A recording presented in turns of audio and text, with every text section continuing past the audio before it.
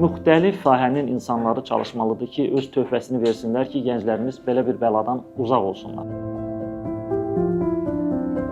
Flamaster kitabı, əvvələn kitabın adını deyək, gözəl bir tapıntıdır. Oxuyanda da görəcəksiniz.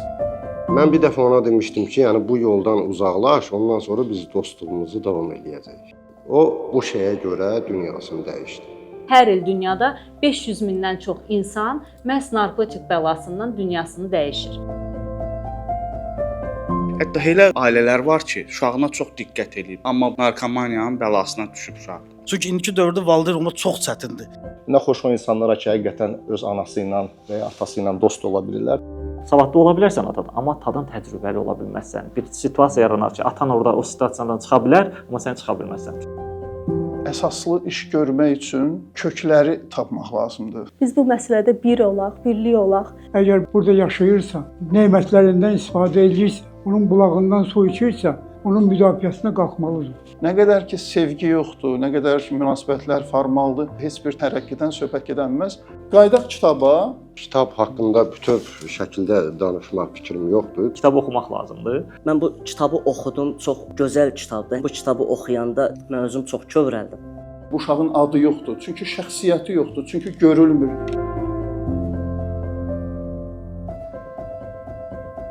Flamaster bir mövzuda yazılan kitab deyil. Orada insan mənəviyyatı, Allahı, vicdanı, dürüstlüyü, xeyirlə şəri, ən azı heç olmasa həyatında ona təsir eləyəcək nəsə bir şey olacaq.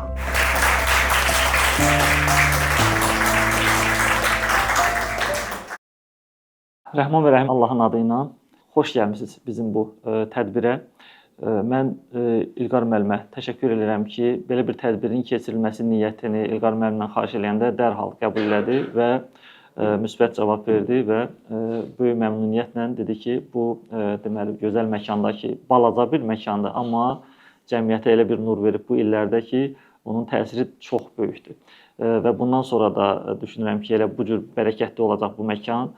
Allahdan İlqar müəllimə can sağlığı arzulayıram. Onun bu böyük, bu il neçə illik fəaliyyətində necə ki, bərəkətli bir fəaliyyəti olubdur. Bundan sonra da ona bərəkət arzulayıram, uğurlar və müvəffəqiyyətlər arzulayıram. Sizlər, bizim əzizlərimiz, siz burada çox əziz qonaqlarımız əyləşibdir. İnşallah hər birinizə çalışacağım, söz verək və hər birinizin fikirləri bizim üçün çox maraqlıdır. İki məsələ üzərində qurulub bizim bugünkü konfransımız.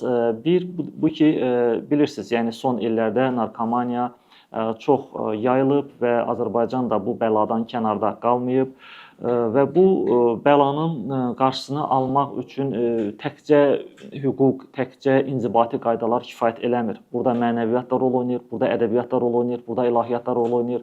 Müxtəlif sahənin insanları çalışmalıdır ki, öz töhfəsini versinlər ki, gənclərimiz belə bir bəladan uzaq olsunlar. Bu mövzuda İlk olaraq elə İlqar müəllimin özünə xahiş eləyərdim ki, o başlasın. Məsələn, ikinci tərəfi də deyim. İkinci tərəf də budur ki, konfransımızın bu barədə kitab yazılıbdır. Kitabın üz qabığının rəsmi orada çəkilibdir. Bizim əziz rəssamımız çəkibdir onu. Kitabda deməli sonda təqdimat olacaq. Müəllif də yoldadır hal-hazırda. O da gələcək, onu da təqdim edəcək sizə.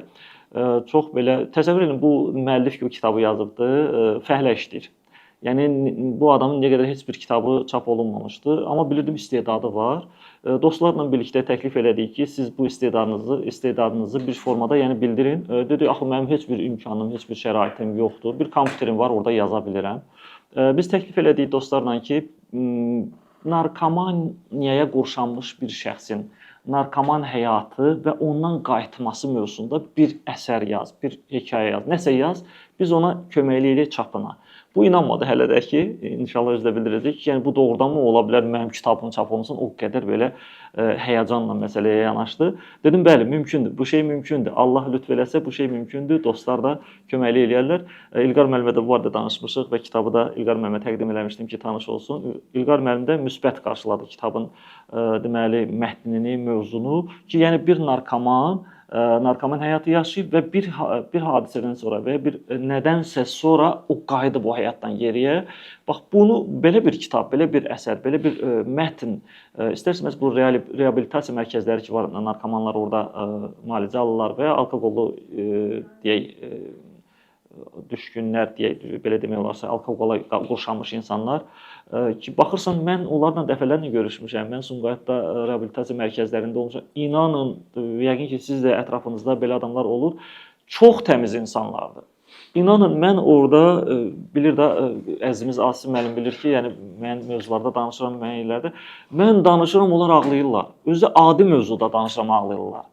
Yəni narkomandır. Mən tutalım ki, Allah məhəbbəti, peyğəmbərin həyatı, mən danışdıqca bunlar ağlayırlar. Gözümün şahidiyəm. Yəni doğrudan da çox təmiz insanlar gedir qurşanır çox vaxt. Çoxu saf insanlardır. Mən bunu uşaqlıqdan bəri görmüşəm. Neçə nəfər tanıyıram belə. Kitabın müəllifi razılaşdı axırı belə bir əsər yaratdı, yazdı və çox da gözəl alınıbdı. Bizim əzizimiz burada əyləşib ilahiyyatçı qardaşımız, o da o kitabdan qeydlər eləyibdi. Mən onun sözündən çox təsirləndim ki, ilahiyyatçı qardaşımızın inşallah özü də məlumat verici bir dənə cümlə dedi. Dedi ki, Fazil müəllim, bu iki kitabı mən oxudum. Bu insanların həyatında baş verən hadisələrdir. Deyir, mən bunları görmüşəm insanların həyatında. Yəni nə? Orada xüsusi nüanslar, nöqtələr var ki, müəllim bildirəcək ki, orada məsələn uşağın gedib, yəni gəncin gedib narkomaniya qurşanmasının bir səbəbi də valideynin rəftarıdır. Ailədə neçə rəftar növləri, inşallah mən istəmirəm o detallara siz özünüz gedəsiniz. Mən özüm çox təsirləndim siz onları təqdim eləyəndə. Doğrudan da böyük bir iş görmüsünüz həqiqətən. Belə, uzun danışmayım, İlqar müəllimə söz verim elə İlqar müəllimin öz icazəsi ilə. İnşallah həm bu narkomaniya bağlılıq, ümumiyyətlə bağlılıq, bu bir ayrıca mövzudur, bağlılıq. Bu təkcə bir cümlə icazənizlə deyim. Orada reabilitasiya mərkəzində belə bir söz dedim. Bu da bir psixoloji rol oynayır. Dedim, sizi bura kimlər qoyub? Valideynləriniz qoyub da.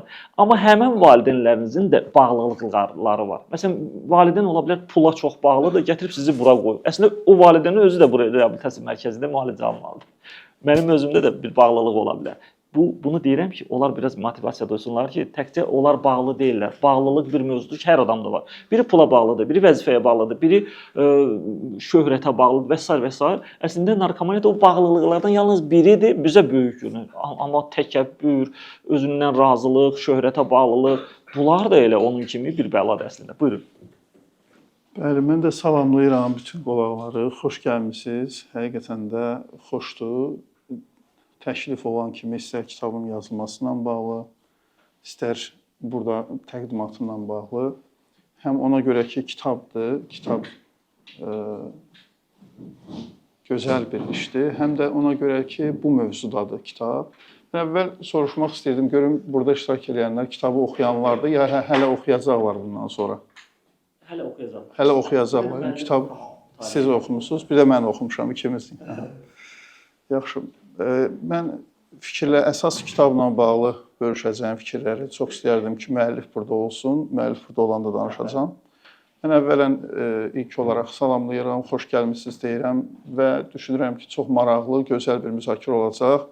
İstər kitabın özünün müzakirəsi olsun, istər ümumiyyətlə bu asıllıqlarla bağlı müzakirə olsun. Mən kitabı oxumuşam, əvvəl vərəqləmişdim, amma sonra fikirləşdim burada iştirak eləmək üçün. Mənim kitabım var idi və mən oxumalıydım, oxudum da. İnşallah müəllif gəlsin, müəllifin qarşısında mənim fikirlərimi bölüşəcəm. Ümumilikdə çox doğru qeyd olundu. Çox əvvəllər belə bir fikir yazmışdım ki, oğruları deyil, ehtiyacları qandallayın. Yəni biz adətən o əsaslı iş görmək üçün, daha köklü, əsaslı iş görmək üçün kökləri tapmaq lazımdır. Məsələnin köklərini tapmaq lazımdır. Profilaktik iş görmək lazımdır. Düşünürəm ki, hansı cəmiyyətdə ki, narkomaniya və bunun kimi asılılıqlar çoxalmağa başlayır, artmağa başlayır, bunun bir çox səbəblərlə yanaşı əsas ana kök səbəb ailə mühitidir və sevgisizlik mühitidir. Yaxında bir müzakirəmiz də olmuşdu bundan bağlı. Formal münasibətlər, münasibətlərin formallaşmasıdır. Təəssüf ki, indi bütün dünyada bu proses gedir, həmçinin Azərbaycanda münasibətlər formallaşıb.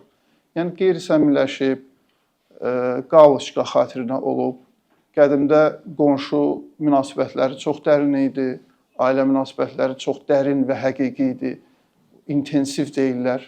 İndi ekstensivləşib. Allah bəndə münasibətləri belə ekstensivləşib. Çox bəsit, çox quru, formal. Məsələn, bir insanın düşünün 5000, 10000 dostu var sosial şəbəkələrdə. Necə insanın 5000 dostu ola bilər? Bir məşhur kitab var, Danimarka xalqının xoşbəxtlik sirləri haqqında. Danimarka xalqı birinci dəfə dünyanın ən xoşbəxt xalqı kimi seçilib. O sirlərdən birindən danışanda müəllif deyir ki, onların dostluqları intensivdir, ekstensiv deyil. İntensiv münasibət, yəni onların 3 dənə, 5 dənə dostu var, amma dərin münasibətdədirlər, çox ciddi, həqiqi münasibətdədirlər. Ekstensiv deyil, yəni sənin 100 dənə, 200 dənə dostun var, amma hərəsindən ayda bir dəfə salamlaşırsan ya yox. İntensiv əlaqə, intensiv münasibət, münasibətlərin formallaşması, o cəmiyyətlərdə ki, münasibətlər formallaşır, dayazlaşır, bəsitləşir.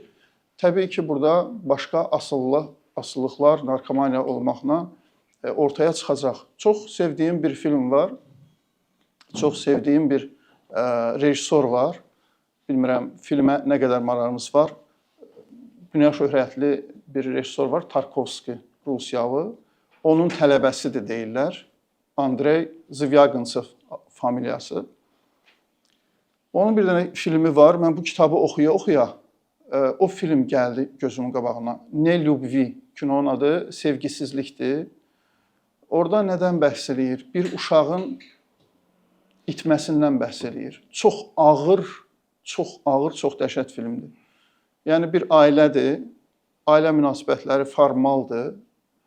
Heç münasibət yoxdur demək olar ki, sadəcə də hüquqi baxımdan bir yerdədirlər ata-ana.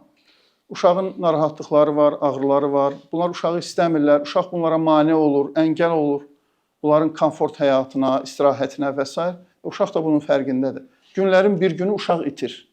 Sujet belə başlayır, uşaq itir və sizi inandırıram ki, onların uşağı axtarması belə formaldır.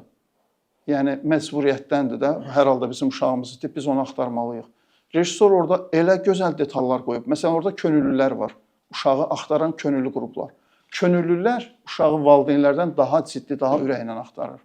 Çox dəhşət bir şeydir. Və Rusiyanın qarı, o yarpaqsız ağaclar göstərilir, qarlı havalar göstərilir. Sanki sevgisizlikdir bütün bunların səbəbi. Bu şaxtanın, soyuğun çox dərin, kifayət qədər təhlil olunub bu film. Dünya səviyyəli bir filmdir. Bu film gözümün qabağında canlandı və rejissor haqlı olaraq da qisas alır. Haqlı olaraq da axıracan uşaq tapılmır. Ümumiyyətlə, uşağın taleyi bəlli olmur. Uşaq itir, uşaq yox olur. Uşaqlarımız itir. Formallaşanda münasibətlər, valideynlərin uşaqlarından xəbəri olmayanda ki, bu kitabda da ana xətdən keçir bu mövzu. Və orada, kinoda və burada da gördüyüm məqam nədən ibarət idi? Haqlı olaraq rejissor valideynləri əcaib, qəraib, dəhşət, vahiməli, qəddar insanlar kimi təqdim eləmir. Çox adi tanıdığımız, bildiyimiz insanlardır. Yəni, çox adi insanlardır. Bunlar sadəcə bəzi şeylərdən qəflətdədirlər. Bəzi şeylərdən xəbərləri yoxdur ki, bu münasibətlərin, bu formal münasibətlərin, belə soyuqluğun, belə sevgisizliyin filmin adına nə gözəl seçilib. Ne Lyubvi, sevgisizlik. Nəticə olaraq uşağın itməsidir. Axırda film belə yekunlaşır. Ana o aparat, qaçış aparatı olur. Azərbaycanda nə bilməm nə deyirlər ona, elə qaçış aparatı deyil. Onun üstünə qaçır. Bu da çox maraqlı tapıntıdır. Yəni sən gedirsən, amma əslində getmirsən. Yerində sayırsan. Hərəkətdəsən, amma yerində sayırsan. Nə qədər ki sevgi yoxdur, nə qədər ki münasibətlər formaldır, həqiqətən də heç bir tərəqqidən söhbət gedənməz. Xüsusilə bir şey də vurğulamaq istəyirəm. Sevgi qətiyyən əxlaq mövzusu deyil. Varoluş mövzusudur. Yəni, rejissor o filmində, müəllif bu kitabında göstərir ki, sevgi belə deyil də, yəni münasibətlərin dərin olması əxlaqi mövzu deyil. Biz tövsiyə edən insanları ki, çox yaxşı olar ki, əxlaq bunu deyir ki, münasibətlər dərin olsun. Bu mövzu deyil, həyati mövzudur. varoluş mövzusudur. Yəni sevgi yoxdursa həyat yoxdur. Hər yer soyuqdur, ağaclar yarpaqsızdır. Sevgi bu qədər dərin və vacib mövzudur. Xüsusən mənim neçə vaxtı düşündüyüm bir mövzudur. Bu vaxtlar bizim buna bağlı təlimlərimiz var, çıxışlarımız var. Bu ərəfələrdə bu kitabla tanış olmağım, bu kitabı oxumağım elə bir ki, o yaranın üstünə duz səpdilərdə belə bir şey oldu. Həqiqətən də burada əgər indi yaxşı çıxışlar olacaq, burada maraqlı mesajlar veriləcək. Amma mən indi ilk mənim öhdəmə qoyulub deyə mən sizə demək istədiyim şey budur. Deməli, yaxında yeni ilə daxil olduq. Yeni ilə daxil olduq. Yeni ilə daxil olma gecəsində, yeni ilin son gecəsində belə deyək, qohumlarla əyləşmişdik. Mən orada bir trend olan video var idi, xırda bir video. Mən qəsdən telefonda xahiş elədim ki, bir 15-20 nəfər əyləşmişdilər. Hamıdan xahiş elədim ki, o videoya baxsınlar. Sonra mən bir şey danışmaq istəyirəm. Bir 20-30 saniyəlik bir video idi. Bəlkə görmüsünüz, trend video idi. Deməli, bir qardaşın öz qardaşını qoruma cəhdidir. Deyək ki, 10 yaşında bir oğlan gedir, yanında 5-6 yaşlı balaca qardaşı. Birdən o mafiya, uşaq oğruları maşını saxlayırlar. Balaca qardaşını oğurlamaq istəyirlər. Və qardaşın qardaşı necə müdafiə eləyər? O 15 saniyədə biz görürük. Formallıq yoxdur orada. Adam həyatını qoyub ortaya. Adam cani dildən. Yəni, ayıra bilmirlər uşaqdan da. Yəni, 10 yaşında uşaq olasan, belə sahiblənəsən. Yer gəlmişkən, Quran-ı Kərimin bir ayəsi var. Deyir ki, xuzu mə ətəynəkum bi quvvə. Ərəbcəsini ona görə səsləndirirəm ki, bizim dilə tanışdır. Qüvvət sözü bizdə də var.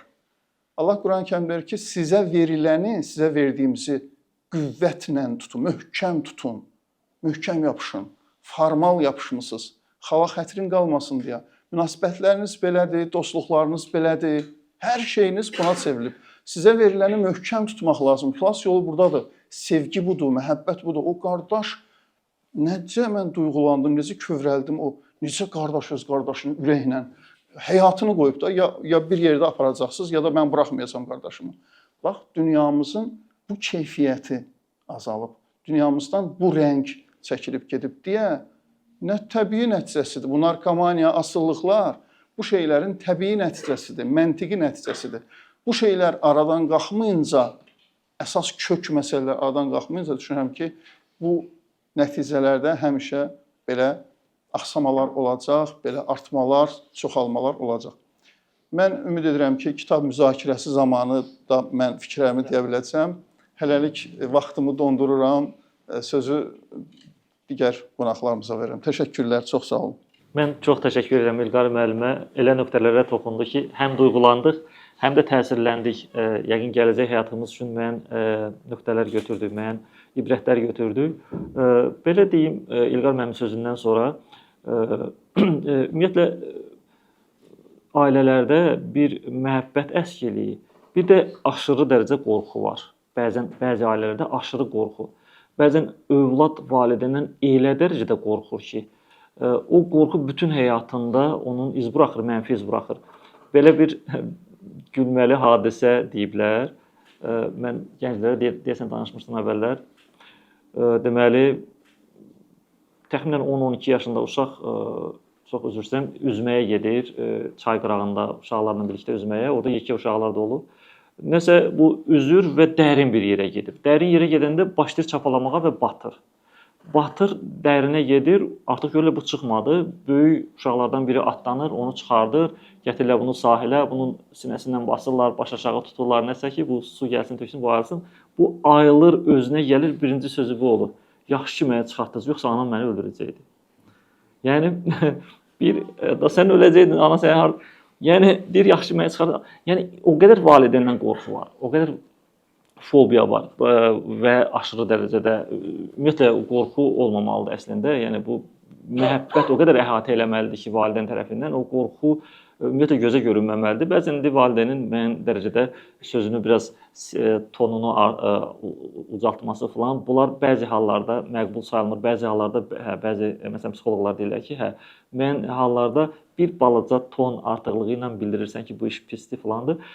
Deməli, İlqar müəllimin bu danışığından bu şeylər bəlli oldu. Heç mən ona nəsə əlavələr eləmək istəmirəm. Sadəcə elə bunu demək istəyirəm ki, bəli, aşırı dərəcə qorxu da deməli uşaqlarda bu travmanı qoya bilər və sonradan mənfi nəticələrlə başa çatır. İnşallah bizim əziz yazarımız da gəlib çıxacaq o vaxta qədər ki, biz burada əziz qonaqlara söz verəcəyik. Çox əziz insanlar iştirak edir burada. Mən Samir müəllimdən başlamaq istəyərdim. Öz sözlərini qısaca da olsa bildirsin. Bizim əzizimiz də həmişə ictimai işlərdə çox öndədir və tövsiyələri çox önəmli olub həmişə. İstəyərdim yəni bu mövzuda öz tövsiyələrini, öz fikirlərini bildirsin. Salam, xoş gəldiniz. Müəllif sizsiniz. Hə, müəllif də gəlib çıxdı. Bu gün bizim bu konfransımızda həm də hüquqşünas iştirak eləyir. Yəni bu halın aradan getməsi üçün son illərdə hüququn da böyük rolu olub. Yəni mən tanıyıram belə adamlar ki, həqiqətən hüquq, yəni inzibati qaydalar səbəb olub. Tək-tək də olsa belə insanlar bu pis adətdən uzaq düşsünlər. Yenə də ümidimiz çoxdur ki, bu cür tədbirlərin keçirilməsi səbəb olar, ən azından səbəb olar ki, insanlar bu barədə düşünsünlər, nələr eləmək olar.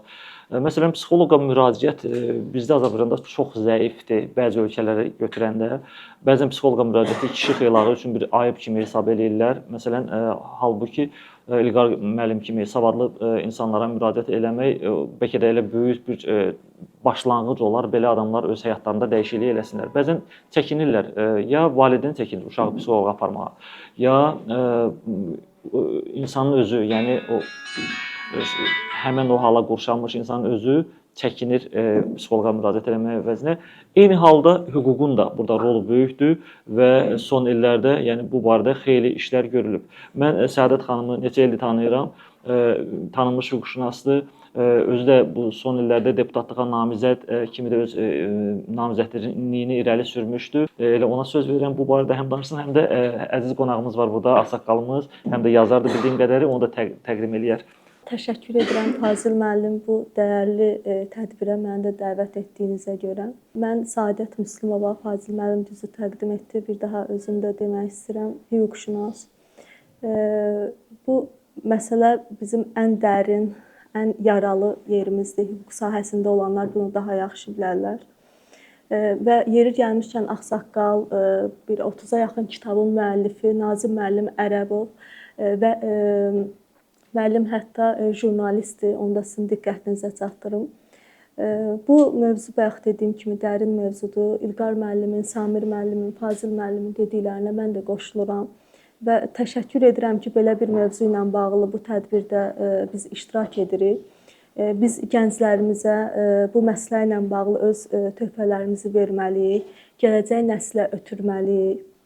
Bugünkü gündə narkomaniyaya qurşanmış gənclərimiz və sair insanlar bu mövzuda belə deyək də çox tək bu gənclə bitmir, həmin ailə mühitindən başlayır.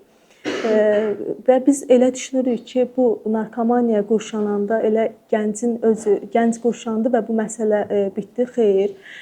Ana, ata, bacı, qardaş və s. ailə mühitində olan hər kəsə bu məsələ təsir edir. Və əlavə olaraq diqqətinizə çatdırmaq istəyirəm ki, ölkəmizdə ilk dəfə narkomanlığa və narkotik vasitələrinin qanunsuz dövrəsinə qarşı tədbirlər ümummilli lider Heydər Əliyevin 1996-cı il 26 avqust tarixli fərmanında öz əksini tapmaqla sosial-iqtisadi sabitliyin təmin edilməsi, insanların sağlamlığının, rifahının və mənəvi əxlaqi dəyərlərinin qorunması, narkomanlığa və narkotiklərin qanunsuz dövrəsinə qarşı mübarizə ümumi dövlət vəzifəsi kimi müəyyən edilmiş, narkotiklərin qanunsuz dövrəsi və narkomanlıqla mübarizə sahəsi dövlət strateji siyasi istiqamətlərdə dəqiq göstərilmişdir. Və bu strateji kurs Azərbaycan Respublikasının prezidenti cənab İlham Əliyev tərəfindən də uğurla davam etdirilmişdir. Və 2013-cü il, 2018-ci illər içində dövlət proqramı qəbul edilmişdir. Narkomaniyanın qarşısının alınması əsas məqsədi sağlam mühit, sağlam gələcək yaratmaqdır. Buna görə də cəmiyyətdə və yaxın ətrafımızda sağlam həyat tərzini təbliğ etmək, zəhərli vərdişlərə profilaktik tədbirlər görmək lazımdır. Çünki sağlam insanın yalnız xəstə olmaması deyil, eyni zamanda onun fiziki, psixi-sosial rifahıdır. İnsan üçün dünyada ən əziz varlıq həyatdır. Həyatda ən vacib amil isə sağlamlıqdır. Sağlamlıq dedikdə yalnız fiziki sağlamlıq deyil, həmçinin psixoloji sağlamlıq nəzərdə tutulur. Bunun üçün valideyn və övlad arasında düzgün münasibətlərin qorunması, düzgün qidalanma, iş və asudə vaxtın səmərəli təşkili, idmanla məşğul olmaq və şəxsi gigiyenaya fikir verilməsi kimi əsas məqamlara xüsusi diqqət yetirmək gərəkdir. Narkotik maddə təkcə onu qəbul edən adamı deyil, məhv etmir, həmin ailə üzvlərinin sağlamlığına mənfi təsir göstərir. Və bu mənfi təsir nəticəsində bir çox tək həmən şəxsin özü deyil, ailənin də məhv olmasına gətirib çıxarır. Ona görə də mən bütün bu sizə diqqətinizə çatdırdığım məqamlara əlavə olaraq bildirmək istəyirəm ki, bu məsələdə bu tədbirlər çox olmalıdır. Biz gənclərimizi, genofondumuzu qorumalıyıq. Onların sağlam mühitdə, sağlam ətrafda olması üçün biz də bu tədbirləri daha çox etməliyik ki, onlar bu bizim səsimizi eşitsinlər və bu həmin ağ ölümü, narkotikin istifadəsinin necə zəhərli olduğunu anlasınlar. Əlavə olaraq yenə təkrarən diqqətinizə çatdırıram ki, bu tək mövzularla bitmir. Təbii ki, qanunda, Cinayət Məcəlləsində 234-cü maddə ilə də tənzimlənir. Çox təəssüflər olsun ki, bir çox baxırsınız belə normal insandır. Məsəl üçün mən praktikadan deyirəm, məhkəmə praktikasından əli qandallı gəlir. Biraz danışıqlar, söhbətlər biləndən sonra məlum olur ki, belə deyək, bir çox əməllər və narkotik istifadəsi. Biz dönüb zala baxanda sadəcə gördüyümüz fəryad çəkən anadır. Ağır qəm içərisində olan atadır, bacı qardaşdır. Yəni onların bilirsiniz, bir çox inanın mən bunun şahidi də olmuşam. Ana deyir ki, mənim oğlum tutulsun, evə gəlməsin. Tək ki bu xəstəlikdən qurtulsun. Bu ağır vəziyyətdən qurtulsun. Yəni bilirsiniz, çox dərindir, çox şey deyə bilərəm bu mövzu ilə bağlı. Sadəcə mən qısaca bilirəm, vaxtımız da hər birimizin dəyərlidir. Qısaca bunu deyə bilərəm ki, biz bu məsələdə bir olaq, birlik olaq, bu tədbirləri daha da çoxaldaq. Biz səslənək onlara, eşitməsələr də, onların diqqətini cəlb etmək üçün əlimizdən nə gəlir edək. Biz gənclərimizi qoruyaq, genofondumuzu qoruyaq. Təşəkkür edirəm mənə söz verdiyinizə görə. Bu məsələdə də hər zaman uğur arzu edirəm, davam etdirək. Yəni biz bir yerdə bu məsələni davam etdirək və köməklik olunsun insanlarımıza. Çox sağ olun. Çox təşəkkür edirəm. Həm dəyərli nöqtələrə toxundunuz. O sonda dediyiniz sözlər duyğulandırdı həqiqətən ki, yəni ananın o cür fəryadı hətta görməyi belə istəmir, amma istəyir ki, o doğrudan da normal həyata qayıtsın. Mən çox təşəkkür edirəm sizə. İstəyərdim bir də təqdim eləyəsiniz müəllimi. Bəli. Nazim Ərəbov 30-a yaxın kitabın müəllifi, şeir kitabları, lirik kitabların müəllifi, jurnalist, böyük bir gənclərimizə tövsiyə olan kitabların müəllifidir. Bilmirəm, əgər istəsəm. Çox xahiş edərdik ki, siz öz fikirlərinizdən bölüşəsiniz. Şad olsun ki, siz yığılıb bir yerdə ürəyimizdən keçən sözləri ifadə elədiniz. Gələcək nəslin qorunması birinci növbəli məsələdir. Çünki insan torpaqdan onu əkib becərməklə məşğul olanda biz hamımız torpaqdan istifadəsindən sonra o torpağın müdafiəsini torpaq özü edə bilmir. Orada yaşayanlar onu da eləyir. Onun üçün əgər burada yaşayırsa, onun nemətlərindən istifadə edirsə, onun bulağından su içirsə, nəşin onun müdafiəsinə qalxmalıdır. Onun müdafiəsinə qalxmaq üçün gərək sağlam, gələcək nəslimiz sağlam, düşüncəli və hamısı bütün çətinliklərə dözümlü olsun. Gənclərimizi elə tərbiyə edirik ki, çünki o hər gün bir çağırışa hazır olsun və bu vətənimizi müdafiə edə bilək. Onun üçün genofondumuz möhkəm olmalıdır. Həmişə deyirlər ki, belə bir söz var. Dövlətdə işləyənlər dövlətin əsgəridir. Amma xalqla dua edənlər xalqın əsgərləridir. Nə ki, həmişə bu kontakt bir yerdə olanda bizə heç bir qüvvə təsir edə bilməz. Onun üçün mən çox şad oldum ki, bu günlərim siz yığılmışsınız bura, belə yığılmışıq biz burada bu məsələyə toxunuruq. Hər kəs öz onu əhatə edən insanlarla bu məsələləri qaldırmalıdır. Məktəblərimizdə kimin hamısının uşaqları dərs keçir, hamısı bağçaya gedir. O vaxt ailədə hamısı bunları möhkəm nə qədər çox olsa, bizim gücümüz də bir qədər daha çox olar. Sizə müvəqqətlər arzu edirəm ki, bu işi davam etdirəsiniz. Belə nə cür deyirlər, davamlı olsun. Sağ olun. Çox şad oldum.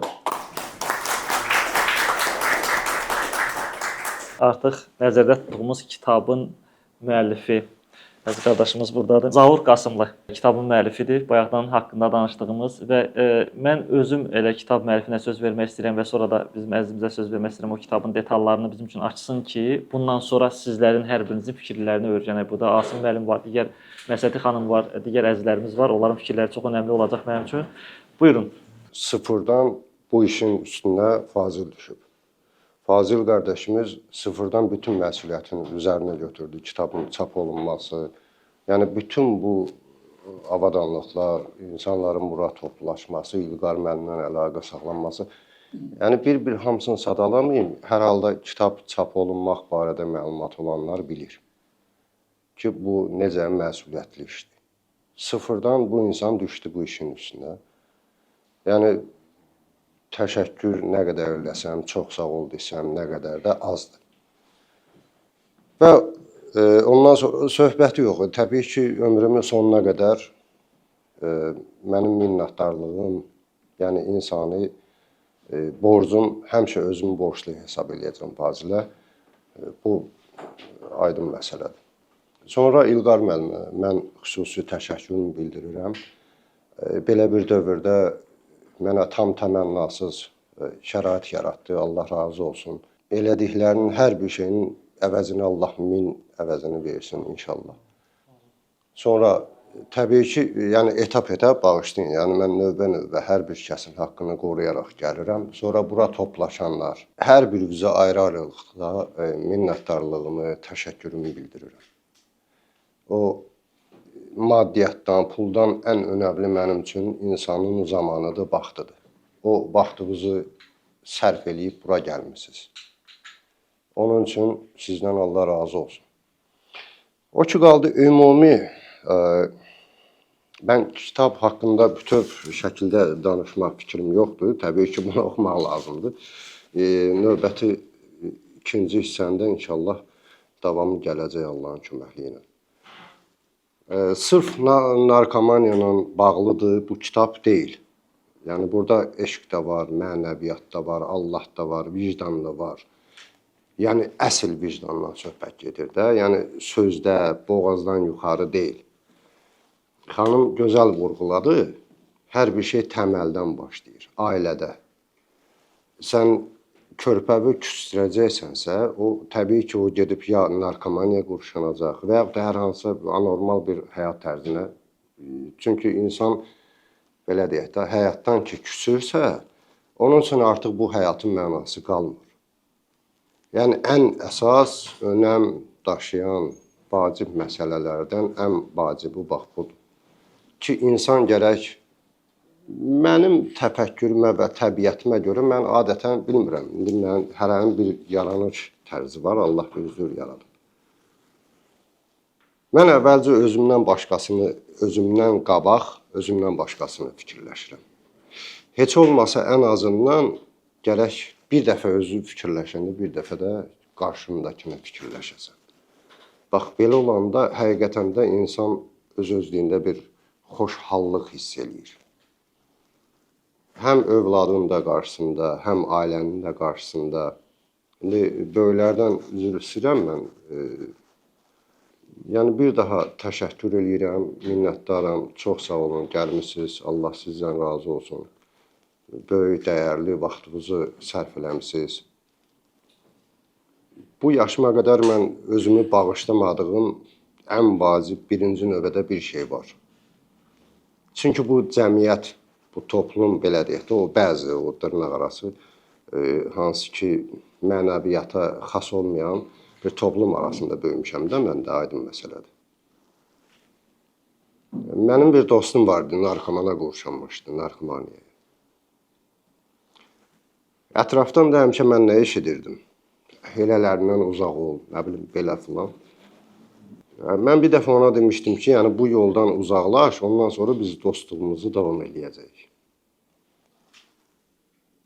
O, sırf elə bu şeyə görə dünyasını dəyişdi. Bu yaşıma qədər də özümü bağışlaya bilmirəm. Ki, mən onu o vəziyyətdə buraxmamalıydım. İçəridə hansı proseslər gedir, hansı hallar, hisslər gedir, onu Allah bilir də. Mən sizə onu izah eləyə bilmərəm. Mən bir çox qiraətçilərə fərqi yoxdur, həm dini baxımdan, həm ümumiyyətlə danışanlara qulaq asıram. Axund Azərsanidir, İlqar müəllimin özüdür, məsələn, səhifələrindən. İndi İnşallah tədbirdən sonra bir söhbətimiz olar yəqin ki. Yəni izləyirəm şəbəkələrdə. Azər müəllimin çox gözəl, təbii ki o paylaşımlarından ən gözəli mənim hansı xoşuma gəldi. Deyir, mənim bir dostum var, içki içəndir. Mən ona elə bir şərait yaratmışam ki, o vəziyyətində də gəlsin mənim yanıma. Yəni insanı itələməmək, uzaqlaşdırmamaq, rədd eləməmək. Qapını açıb qoymaq. Qapını, bəli. Bax, əsl din, İslam, müsəlman, mənəviyyat, insaniyyətlik, adamlıq bax budur. Nə var ki, namaz qılanı, də gəlsin bir balaca dinlə, oradan, buradan danışdım, vəssalam. Ürəyində bir balaca da ilahi eşqi yaratdım. Bunu nə var eləmək? Amma əsl o yolda olmayanı ora çəkməkdir. Əsl mən insanam deyə biləcək, bax o insandır ki, o şeyi bacarıb. Təbii ki, Qızılgülü yetişmiş, ləçəkləri olan Qızılgülü dərmək çox asan bir şeydir. Amma onu bitirmək, yetişdirməkdir məsələ. Mənim fikrimə görə, yenə də üzr istəyirəm, məndən böyüklər, həm yaşda, həm təcrübədə, müəyyən sahədən bura insanlar gəlib, xüsusi təşəkkür bildirirəm, çox sağ olun. Vaxtınızı ayırmışsınız, Allah razı olsun. Çox danışıb başınızı ağrıtmaq istəmirəm. Sağ olun, minnətdarım, Allah razı olsun.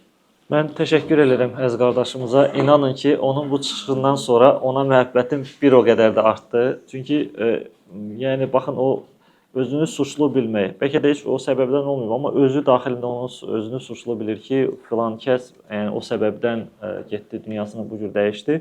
Yəni bunu özünün mənəviyyat istəyir. Daxili bir mənəviyyat istəyir ki, insan bunu dilə gətirsin bu şəkildə, hətta cəmiyyət arasında bunu desin. Çox təsirləndim, həqiqətən çox təsirləndim o son sözlərindən də.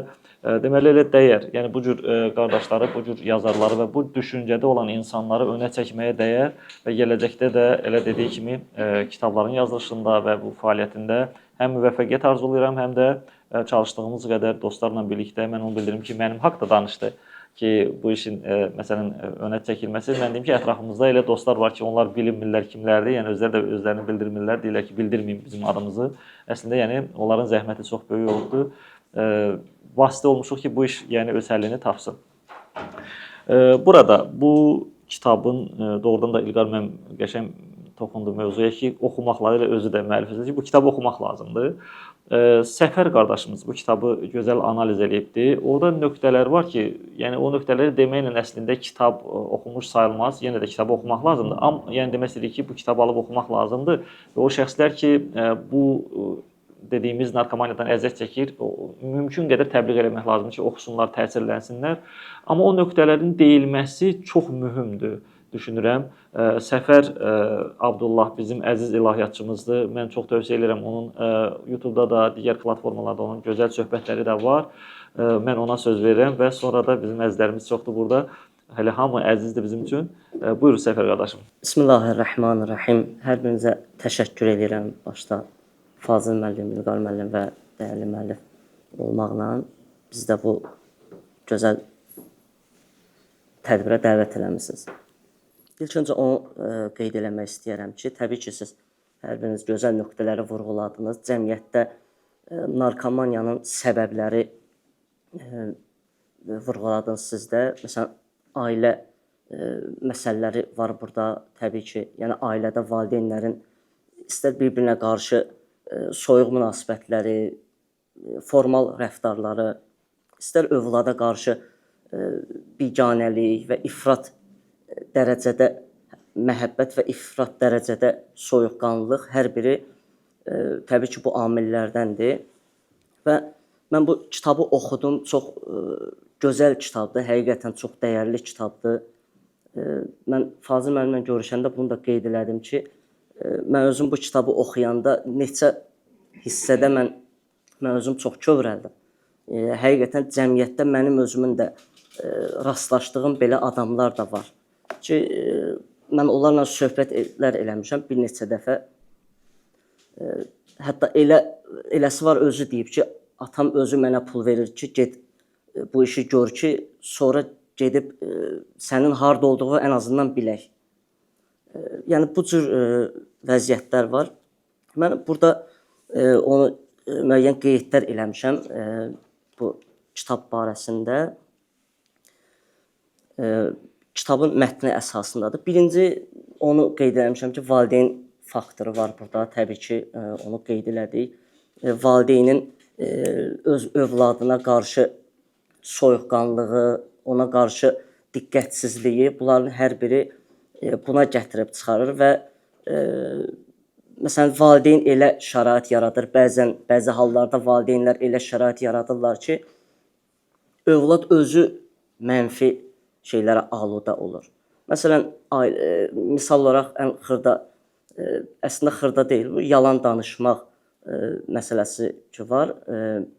Məsələn, valideynlər bəzən elə şərait yaradır ki, övlad yalandan danışır valideynə qarşı.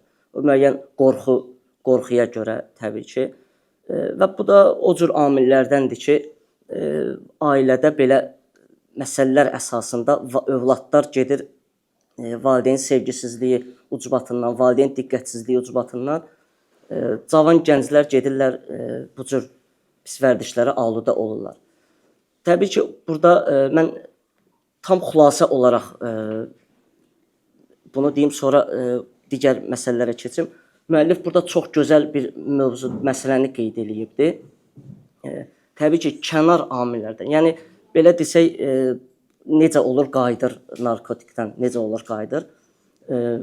Burada ən əsas amillərdən biri fərdin özünün iradəsidir. Fərdin öz iradəsidir. Burada mən oxudum, onu gördüm ki, bu şəxsin, bu personajın ətrafında o qədər vasitələr, o qədər səbəblər olduğu təqdirdə sonda yenə də öz iradəsi əsasında bu şeyi tərk eləyir. Ola bilər müəyyən amillər olsun, kənar amillər çoxdur və mümkünsüzdür ki, amillər olmasın, kənar amillər olmasın, bu qeyri-mümkündür. Lakin insanın özünün iradəsi, özünün güclü iradəsi nəticəsində şəxs özü bu yoldan çəkinə bilər. Bayaq onu da qeyd elədik ki, valideyn faktorda, hətta hədislərimizdə də var ki, Həzrəti Peyğəmbərimiz sallallahu əleyhi buyurmuşdu ki, Allah lənət eləsin o valideynə ki, övladını ona ağ olmağa vadar eləyir, məcbur eləyir. Təbii ki, övladda da problem olduğu təqdirdə valideyndə də problemlər var. İkinci amil valideynin övladlara qarşı diqqətsizliyin qeyd eləmişəm burada.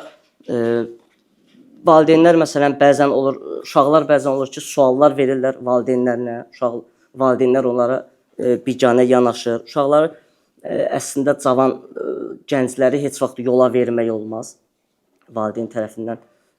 qeyd edirəm bunu, yola vermək olmaz. Gərək ciddi şəkildə onlarla rəftar olunsun. Onların sözləri ciddi qəbul olunsun. Onların sualları ciddi mövzular əsasında cavablandırılsın. Bir amil də təbii ki, mən bu kitablar əsasında mən bunu qeyd edirəm. Yanlış ailə quruluşu.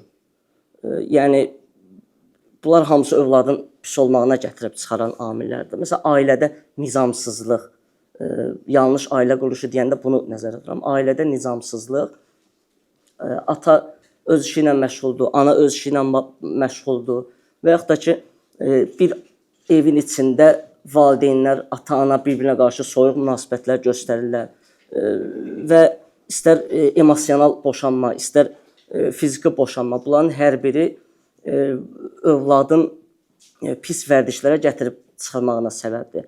Təbii ki, tək narkotik yox, başqa digər məsələlər də var burada. Məsələn, burada biz görürük ki, bu kitab əsasında onu qeyd eləyək ki, kitabda görürük ki, valideyn öz uşağını döyür. Yəni, bu da mühüm bir məsələdir. Məsələn, bir xırda bir səhv eləyibdir və yaxud da ki, evə biraz gec gəlibdir. Burada heç bir qəbahət yoxdur əslində. Təbii ki, ola bilər uşaq az yaşlı olsun, bu başqa məsələ. Onu da təbii ki, doğru yolla onu izah eləmək lazımdır. İndi burada məsələn 15 ya 18 yaş aralığıdır. Məsələn, biraz gec gəlibdir evə.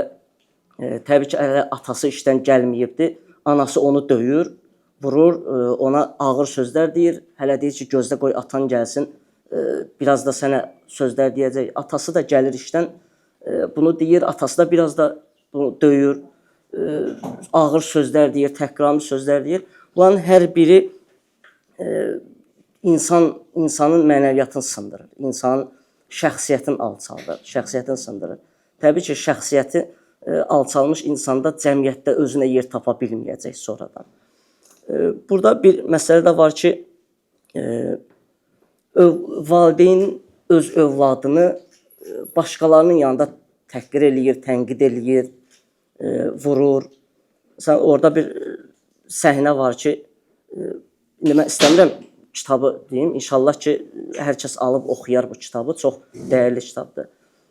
Məsələn, bunlar dayısı gilə gedəndə orada istəyir ki, o dayısı oğlu ilə düşsün, həyətdə oynasın. Orada məsələn, bu uşağın atası ona kobud cavab verir ki, məsələn, təhqiramiz deyir ki, ged əyləş yerində, ged otur yerində. Orada bir dəndə dayısının yanında ona bir dəndə ağır söz deyir və yaxud da bir dənə şillə vurur. Bu məsələlər onu orada ictimai toplumda onun şəxsiyyətini alçaldır. Bu özdə real həyatda baş verən hadisələrdir. Yəni görürük bizdə ətrafda, məsələn, harasa gedəndə, bir qonaq gedəndə necə davranırlar birdən uşaqlar, sizin dediyiniz kimi. Buyurun. Bəli, əlbəttə. Təbii ki, bu məsələləri, bu amilləri biraz da artırmaq olar, biraz da çoxaltmaq olar. Yəni müxtəlif amillər var ki, qeyd olunması, çoxlu amillər var. Sadəcə indi biz bu kitab əsasında danışırıq. Bu kitab üçün də müəllifə təşəkkür edirik. Həqiqətən çox cəmiyyət üçün çox faydalıdır. Yanlış dostlar məsələsidir. Burada valideynin də xətası var ki, övladının dostlarına diqqət eləmir. Məsələn, orada da biz görürük ki, valideyn heç maraqlanmır övladı kimlə dostluq eləyir. Nəzarətsiz buraxır, öz başına buraxır.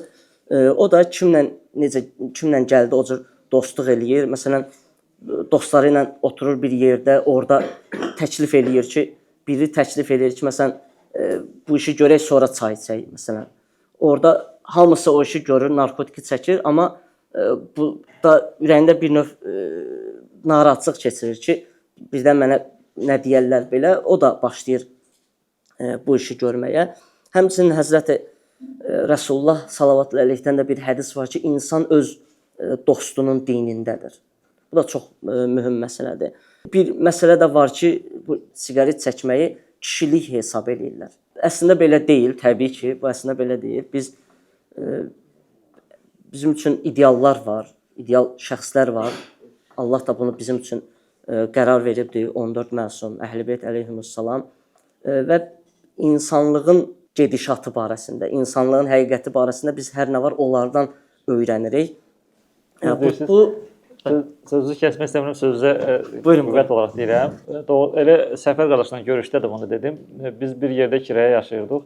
Orada bir qonşu var idi, xanım idi. Onun qardaşı indi bizim tövsiyəmizlə namaza gəldi. Cümə namazlarına gedirik. Danışıram təxminən 99-2000-ci illərdən.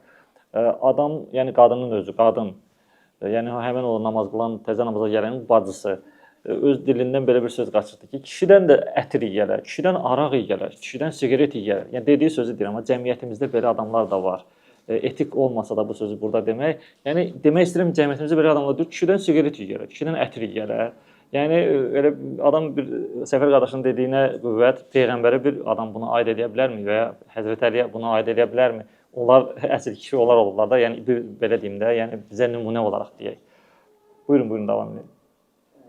Məsələn deyirlər ki, kişi ağlamaz, kişi məsələn söyər, kişi nə bilim bu işi görər, kişi o işi görər, kişi gərək bu həyatda hər şeyin dadına baxsın, nə belə. Təbii ki, qeyd elədiyimiz kimi Allah Taala bizə Həzrət Rəsullahı nümunə göstərir və onun misalında Əhl-i Beytini ayə də var Qurani-Kərimdə ki, Əuzubillahimineşşeytanirracim. Laqad kana lakum fi rasulillahi uswatun hasanə. Peyğəmbərdə sizin üçün çox gözəl bir nümunələr vardır. Biz bilirik ki, Allah Rəsulu gecələri ağlayardı, gündüzləri Allaha ibadətlə məşğul olardı və bu kimi şeyləri biz gərək Həzrət Rəsuldan və Rəsullahdan və Əhl-i Beytdən və onlardan da sonra təbii ki, cəmiyyətimizin aqillərindən, ağıllı şəxsiyyətlərindən ki, buradakı şəxslərin hər biri də bu cür şəxslərdəndir. Gərək biz bunlardan ibrət götürək, nümunə götürək. Burada bir mühüm məsələ də budur ki, bu kitabda o nəticə olaraq onu deyirik ki, valideynlər bunu bilməlidirlər ki, övlad üçün maddiyyat önəmli deyil. Övlad üçün lüks həyat, rifah önəmli deyil övlad üçün. Övlad üçün ən əsas məsələ valideyn sevgisidir, valideyn qayğısıdır, valideyn diqqətidir. Bəzi valideynlər olur ki, düzdür, mən bunu görmüşəm həyatımda da bu mövzular barəsində. Bəzən olub, hətta valideyn mənə müraciət edibdir, bəzən olub ki, övlad mənə müraciət edibdir. Bu barədə söhbət eləmişik ki, valideyndir, atadır, düzdür, can yandırır ailəsi üçün, normal bir şeydir. İşləyir, işdən gecdə gəlir, bütün diqqətin, həyatının, gününün bütün diqqətini ayırır pul qazanmağa, maddiyyata ayırır. Məsələn, bəzi vaxtlarda olur ki, artıq məsələn, ana da gedir işləyir, təbii ki, gedir işləyir. Bunun müqabilində də hər iki valideyn də işdə olur, işləyirlər. Lakin övladı ya başqası saxlayır dayı olaraq, ya da ki, nənəsinə, babasına verirlər ki, onlar baxsınlar. Təbii ki, heç bir yəni övlad üçün valideyndən dəyərli heç kim yoxdur. Ata-anadan dəyərli heç bir şəxs yoxdur. Nənə, baba onu nə qədər çox sevsə də, başqaları onu nə qədər çox sevsə də, valideynin, nə valideyn öz övladına, yəni digərləri valideyn qədər övladına diqqət yetirməz, ona tərbiyələndirməz, əxlaq öyrətməz.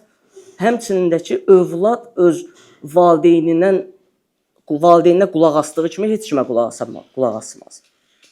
Yəni, bunu mən öz həyatımda da görürəm. Məsələn, mən Allah hamınızın ailəsini salamat eləsin. Məsələn, mən övladıma nənəsi deyəndə ki, bu işi eləmə, onu eləmir, amma eləyir yəni. Amma mən deyəndə onu artıq eləmir. Çünki onun bütün diqqəti valideynindədir. Bir də təbii ki, bu cür məsələlərin fonunda əxlaq, ədəb mövzusu qalır kənarda. Bizim də bir əxlaq ustadımız vardı, onu mütləq gərək qeyd edeyim. O demişdi, bir dəfə bizə buyurmuşdu, əxlaq dərsində bunu demişdi ki, insan gətirin bu həyata, sürsümük gətirməyin. İnsan yetişdirmək lazımdır. Ona görə də indi biz də bu söz əsasında gərək cəmiyyəti birlikdə formalaşdıraq, cəmiyyəti bu cür pis vərdişlərdən kənarda saxlayaq. Bu kitabda da onu da görürük ki, o ki, maddiyyat məsələsində Oxuyuruq ki, məsələn, orada personaj deyir ki, obraz deyir ki, atam mənə kostyum alıb, şalvar alıb, nə bilim, köynək alıbdı və əvvəllər də yaxşı geyimlər alırdı mənə, amma o bilmir ki, mənə zahiri diqqətdən çox daxili görünüş lazımdır, daxili diqqət lazımdır. Mənim buna ehtiyacım var. Bir məsələ də budur ki, burada ən mühüm məsələlərdən biri də budur ki, valideyn gərək öz övladına etibar eləsin. Valideyn gərək öz övladı ilə dost olsun. Biz Əhl-i-Beyt də bunu bizə öyrədir ki, valideyn gərək öz övladına diqqət yetirsin.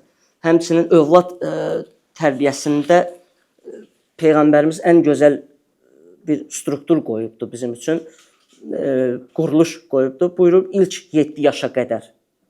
İlk 7 yaşa qədər sən nökərsən, övladın ağadır. Müəyyən məsələn təhlükəsizlik çərçivəsində təbii ki, onun istəklərini mütləq yerinə yetirməlisən. İkinci 7 illik, yəni 7 yaşdan 14 yaşa qədər sən ağasan, o nökərdir. Yəni buyur, çağır, işlərin gördür ona.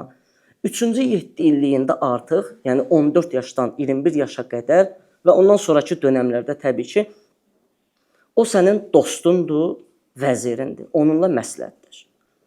İndi məsələn biz cəmiyyətdə çox görürük. Məsələn, cavandır, 25-30 yaşı var, valideyni hələ də başqa toplumda, ictimaiyyətdə deyir ki, sən uşaqsan. Bunlar da təbii ki, uşaqda, o cavanda, o şəxsdə şəxsiyyət alçalması yaradır onda.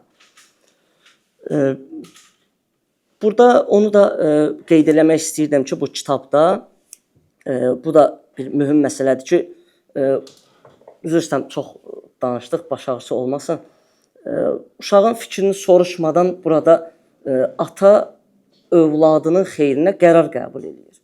Məsələn, onu məktəbdən çıxardır, 9-cu sinifdən onu çıxardır, peşə məktəbinə qoyur, texnikuma qoyur.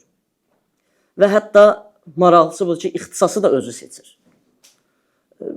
Bu da mühüm amildir ki, artıq məsələn, uşaq o öyrəşdiyi mühitdən anidən başqa bir mühitə keçir və orada məsələn, özünü sübut eləmək lazımdır. Bunun üçün uzun bir vaxt tələb eləyir. Bu təbii ki, həmin övladı bir növ mənəvi sındırmaqdır və burada təbii ki, onun artıq bundan sonraki həyatı da adaptasiya olana qədər çox vaxt keçəcək. Bir məsələ də var, sonda artıq onu da qeyd edeyim. Burada bu kitab əsasında onu da qeyd edeyim ki, valideyn öz övladının əvəzinə ki, ixtisas seçir və yaxud da ki, uşaqlıqdan onu belə beyninə yeridir ki, sən filan ixtisasa sahib olacaqsan, filan, məsələn, həkim olacaqsan, müəllim olacaqsan belə. Bu da əslində düzgün məsələ deyil.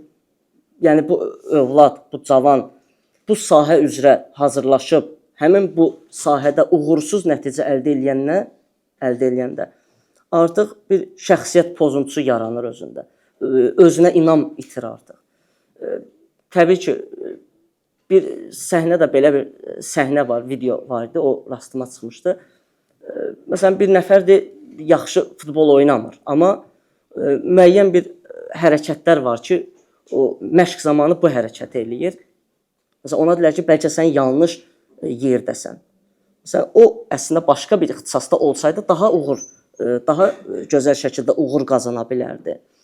Bir mühüm məsələ də budur ki, bayaq siz özünüz də qeyd elədiniz bunu. Pis vərdişə aludə olan şəxsləri cəmiyyət tez qırır, tez uzaqlaşdırır özündən. Əslində bizim dinimizdə də belə şey yoxdur. Bizim dinimizdə nəhyəz münkər adlı bir maddə var. İnsanları pisliklərdən çəkindirmək. Yəni o insanları pisliklərdən çəkindirmək üçün o pisliklərə düçar olan şəxsə gərək yaxınlaşasan. Nəinki bunu sən özündən uzaqlaşdırasan. Bir şəxs məsələn içki içibsə, bir şəxs əgər narkotik çəkibsə, bu işlərlə məşğuldursa, biz gərək onları qırmayaq. Əksinə onlara yaxınlaşaq və onun mənəvi tərəflərin düzəltməklə onu düzgün yola qayıda bilərik. Bu qədər Mənim fikirlərim bu qədərdir. Hər birinizə təşəkkür edirəm. Allah köməyiniz olsun. Sağ olun ki, diqqətlə dinlədiniz. Çox önəmli nöqtələrə toxunmusunuz. Əlbəttə yenə deyirəm, kitabı tam oxuyandan sonra bəlli olacaq oxuculara ki, yəni əsas nədən gedir söhbət. Siz o ən mühüm nöqtələrə toxundunuz. Minnətdaram. Burada bizim əzizlərimizin də İlqar müəllim də kitabı ki, mütaliə edibdir. Onun fikirləri bizim üçün çox önəmli olacaq sonda. Amma Asim müəllim və Məhsəti xanıma istəyərdim söz verim icazənizlə. Təşəkkür edirəm dəyərli Fazil müəllim, dəyərli tədbir iştirakçıları, gənclərimiz. Mən də hər birinizi salamlayıram. Təqdimat üçün də minnətdaram. Qısa olaraq özüm haqqında da məlumat verim ki, Məhsəti Hüseynova sağlam həyat tərzi üzrə beynəlxalq ekspert, təlimçi, eyni zamanda da qida təhlükəsizliyi hərəkatının rəhbəriyəm və Fazil müəllim qeyd etdiyi kimi də hər gün xəbərlərdə, bütün kanallarda və maarifləndirici verilişlərdə mənim maarifləndirici çıxışlarımı görə bilərsiniz. Eyni zamanda da son 2 ili intensiv olaraq Azərbaycan Respublikası Daxili İşlər Nazirliyi ilə birlikdə gənclərin sağlam həyat tərzi, siqaret çəkmə və narkomaniyanın zərərlərindən qorumaqla bağlı müxtəlif tədbirlər həyata keçiririk. Təbii ki, təşəbbüs üçün və ona dəstək göstərən üçün müəllifi də təbrik edirəm. Çox gözəl təşəbbüsdür və auditoriyada fərqli yaş qrupundan, fərqli sahələrdən olan insanlardır. Ancaq deyərdim ki, narkomaniya bugün dünyanın, əsrin bəlası olsa da, burada böyük güclər bunun arxasında dayanır. Biz təbii ki, belə tədbirləri biz də məktəblərdə, universitetlərdə, müxtəlif məkanlarda keçiririk, amma adətən belə tədbirlərdə elə özünə, sağlamlığına, evinə, ailəsinə dəyər verən insanlar qulaq asır. Daha çox onlar bu məlumatları eşidir, ancaq biz gedib birbaşa həmin o zərər çəkmişlərə çata bilmirik əksər hallarda. Siz də çox gözəl qeyd etdiniz ki, bəzən onu elə cəmiyyət özü uzaqlaşdırır özündən həmin insanları, nəinki kömək olmağa. Amma yenə də biraz qəliz səslənsə də qeyd edəcəm ki, istər bunu mən çıxışlarımda da hər zaman qeyd etmişəm, biz nə qədər maarifləndirmə tədbirləri etsək də, məşhur şəxslərin reklamlarda istifadə olunması və istənilən yerlərdə, nəqliyyat yerlərində, metroda, avtobuslarda, küçələrdə onların reklamının böyük billboardlarla göstərilməsi. Bu istər tütünlər olsun, istər enerji içkilər olsun, istər son illərin bəlası olan elektron siqaretlər olsun və bunların təbliğatı reklamlarla daha genişdir, nəinki maarifləndirmə tədbirləri. Və maarifləndirmə tədbirlərində də ümumiyyətlə maliyyə çox az ayrılır. Və biz bunu qeyd etdiniz Asim müəllimlə də uzun illərdir müəyyən layihələr çərçivəsində öz təşəbbüsümüzlə və yaxud müəyyən qurumların dəstəyi ilə etsək də, ancaq hər kəsə çatmır və bugün burada bizim gənclərimiz var. Gənclərə sadəcə diqqətlərini çəkmək üçün statistik bir məlumatı qeyd etmək istəyirəm ki, ümumiyyətlə dünyada 296 milyon insandan çox narkotikdən əziyyət çəkən insan var. Və bu görün nə qədər böyük bir saydır və bunların demək olar ki, 80% də hardasa 15-24 yaş arasında gənclərdir. Çünki ən dəli dolu, ən sağlam və həyatı tanımağa yeni başlayanda onları aldatmaq daha asan olur. Ancaq müəyyən təhsil almış, özünü yetişdirmiş, savadlı insanı artıq o yola çəkmək olmur. Ona görə ən risk qrupunda da elə məhz gənclərimizdir və bu gənclərimiz sağlam olması üçün də sağlam olarkən diqqət etməlidir. Və təəssüflə yenə də qeyd edəcəm ki, və həmin o dediyimiz saydan hər il dünyada 500 mindən çox insan məhz narkotik bəlasından dünyasını dəyişir. Və onlar artıq nəinki uzun yaşamaq, daxili orqanların funksiyasının pozulması, dəridə çürümə, mərkəzi beyin sisteminin sıradan çıxması və xərçəng, təhlükəli xəstəliklərin hamısı onlarda baş verir. Ancaq ki, biz təbii ki, qonaqlarımız çox gözəl məqamlara toxundu, ailə məsələlərinə və istənilən hallarda da bu kimi problemlərdə hər zaman ailə, valideyn və yaxud da şəxsi həyatdakı travmaları səbəb göstərirlər. Ancaq bunu qeyd etmək istəyirəm ki, bu heç də travmaları travma olaraq qəbul etməməlisiniz. Çünki həyatdır, heç kimdə hər şey qaydasında olacaq, mütləq onun anası, atası xoşbəxt olacaq, buna gözəl bir həyat verəcək deyə bir qayda yoxdur. Elə həyatda insanın özünün güclü, xoşbəxt yetişməsi onun o çətinliklərdən mübarizə apararaq daha güclü ayağa qalxmasında özünü göstərir. Ona görə qətiyyən başınıza gələn heç nəyi travma görməyin.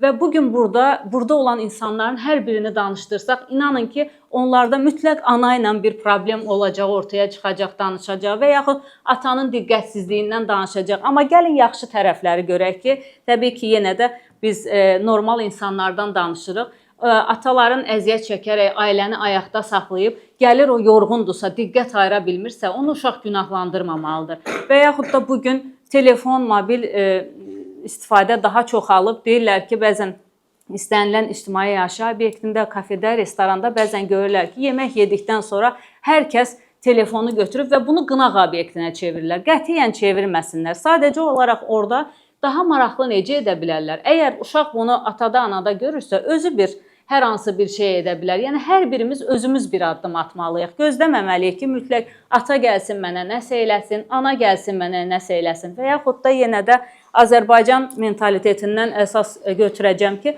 əksər valideynlər və yaxud da əksər insanlar özləri ailədə necə böyüdülübsə, sizin qeyd etdiyiniz yenə məqama istinad eləyəcəm. Tutaq ki, özü istəyib həkim olmaq, ola bilməyib, məcbur eləyir uşağı da ki, olsun. Orada da bəlkə ata-ananı başa düşmək olar ki, yarımçıq qalan arzularını onda istəyir. Amma burada yenə də bir Fazil müəllimin sözünə qüvvət, bir peşəkardan dəstək almaq lazımdır, bir psixoloqa müraciət eləmək lazımdır ki, ən azından özü də onu keçsin ki, nəyə görə mən uşağımı tutaq ki, həkim olmaq istəyir bununla bağlı. Yəni, sadəcə olaraq ünsiyyətin az olması, danışmamaq, bir-birini anlamamaq bugün əksər problemlərin mənbəyində duran məsələlərdən biridir. Və yaxud da valideyn hər hansı bir qadağa qoyursa, bunu uşağa izah etməməsi, əslində valideynlərdən çox kim bizi çox istəyə bilər? Heç kim. Amma onların müəyyən bir qadağa qoyması, izahsız bu qadağanı qoyması övladını özünə düşmən eləyir. Yəni, bu məsələlər doğrudan da bəzən xırda görünsə də, həyat üçün böyük problemlərə səbəb ola bilər. Ancaq yenə də əsas odur ki, siz hamınız sevinməlisiniz ki, bu dünyaya gəlmişsiniz, yaşayırsınız, nəfəs alırsınız və bu dünyadan zövq almaq üçün, bu dünyada yaşadığınızı anlamaq üçün, sadəcə nəfəs almaq üçün yox, elə dünyanın özünü dərk etmək üçün sağlam olmaq və sağlam yaşaya bilmək ən böyük şərtlərdən biridir. Və bunun da ən birincisi, nə qədər də desələr ki, sağlam qidalanmadır, yuxu rejimidir, fiziki aktivlikdir, hamısından birinci stres faktorudur. Stres də nədir? Bizim beynimizdə. Biz stresi düzgün idarə edə bilməsək və yaxud da baş verən hər xırda şeyi stres görürüksə, o zaman bundan mübarizə apara bilməyəcəyik. Ona görə çalışın, hər anınızdan zövq alın, yaşadığınız anı, həyatı, dünyanı, vətəninizi, ailənizi sevin və onları elə əgər hansı bir problem sizə problem görünürsə, problem olmadan baxın ona və onu aradan qaldırmağa elə özünüz çalışın. Və bu təbii ki, yaş burada önəmli deyil. Hər kəs əlindən gələn ən kiçik bir addımı belə bəzən dünyanı xilas eləyə bilir. Və yenə də bir maraqlı bir söz var, onu da misal çəkəcəm və onunla da istərdim çıxışıma yekunlaşdırım. Və bəzən hər zaman bu istənilən nəsillər boyu davam eləyir. Burada bizim dəyərli yazarımız var, ən böyük ağsaqqalımız odur, ondan üzr istəyərək mən bu sözü deyirəm. Onu da danışdırsaq deyəcək ki, biz gənc olanda böyüklər deyirdi ki, bizim zamanımızda belə deyildi. İndi orta nəsli də danışdırsaq deyəcək, bizim zamanımızda belə deyildi və yaxud da yenə də digər nəslə. Amma nəzərə almaq lazımdır ki, dünya təkamül prosesindədir, inkişaf edir. Əgər biz elə o zamanda qalsaydıq, o zaman inkişaf eləyə bilməzdik. Ona görə hər dövrün özünə görə öz yenilikləri, öz çətinlikləri var. Buna ayaq uydurmaq lazımdır və çalışın övladlarınızı öz dövrünüzə yox, onların dövrünə görə yetişdirin ki, onlar da inkişaf eləyə bilsin. Minnətdaram hər birinizə, diqqətiniz üçün də təşəkkür edirəm. Çox sağ olun. Rasim müəllimə söz verək. Burada valideynlər də iştirak edir. Heç olmasa bir nəfər inşallah danışar, mən çox xahiş eləyərdim. Çünki valideyndir, onların da fikirləri bizim üçün önəmlidir. Rasim müəllim, buyurun. Çox sağ olun Fazil müəllim, dəyərli qonaqlar. Mən də öz növbəmdə sizə təşəkkür edirəm ki, həqiqətən söz nəsil mənasında çox aktual, böyük bir problem olan mövzuya toxunmusunuz. Məndən öncə də çıxış edən həmkarlarımı diqqətlə dinlədim. Təbii ki, bir gənclər təşkilatı rəhbəri olaraq uzun illərdir, artıq 15 ilə yaxındır ki, yeniyetmə və gənclərlə işləyirik və biz də onlarla görüşərkən müxtəlif səfkili, xüsusən də sağlam həyat tərzinin təbliği istiqamətində fəaliyyətlərimizdə həm tədbir öncəsi, həm tədbirdən sonra səmimi söhbət əsnasında müəyyən müşahidələrimiz var ki, və ya sözə başlayarkən də bizim İlqar müəllim də çox gözəl vurğuladı ki, biz problemin kökünə enməliyik. Yəni biraz məcazi bir ifadə var ki, milçək öldürməkdənsə bataqlığı qurutmaq lazımdır. Bütün bunlardan da gəldiyimiz nəticə əsas məsələ gəlib çıxır yenə tərbiyəyə. Tərbiyədə də əsas məsələ, vacib məsələ təbii ki, ailədən başlayır. Bilirsiniz ki, uşaq dünyaya gələndə onun ilk müəllimi öz valideynləri olur. Hətta beynəlxalq təcrübənin bu gün gəldiyi qənaət və bizim İslam dininin bizə buyurduğu əsas qaydalardan da biri odur ki, uşaq üzr istəyirəm valideynlərdən ana bətninə düşdükdən etibarən artıq onun tərbiyə müddəti başlayır.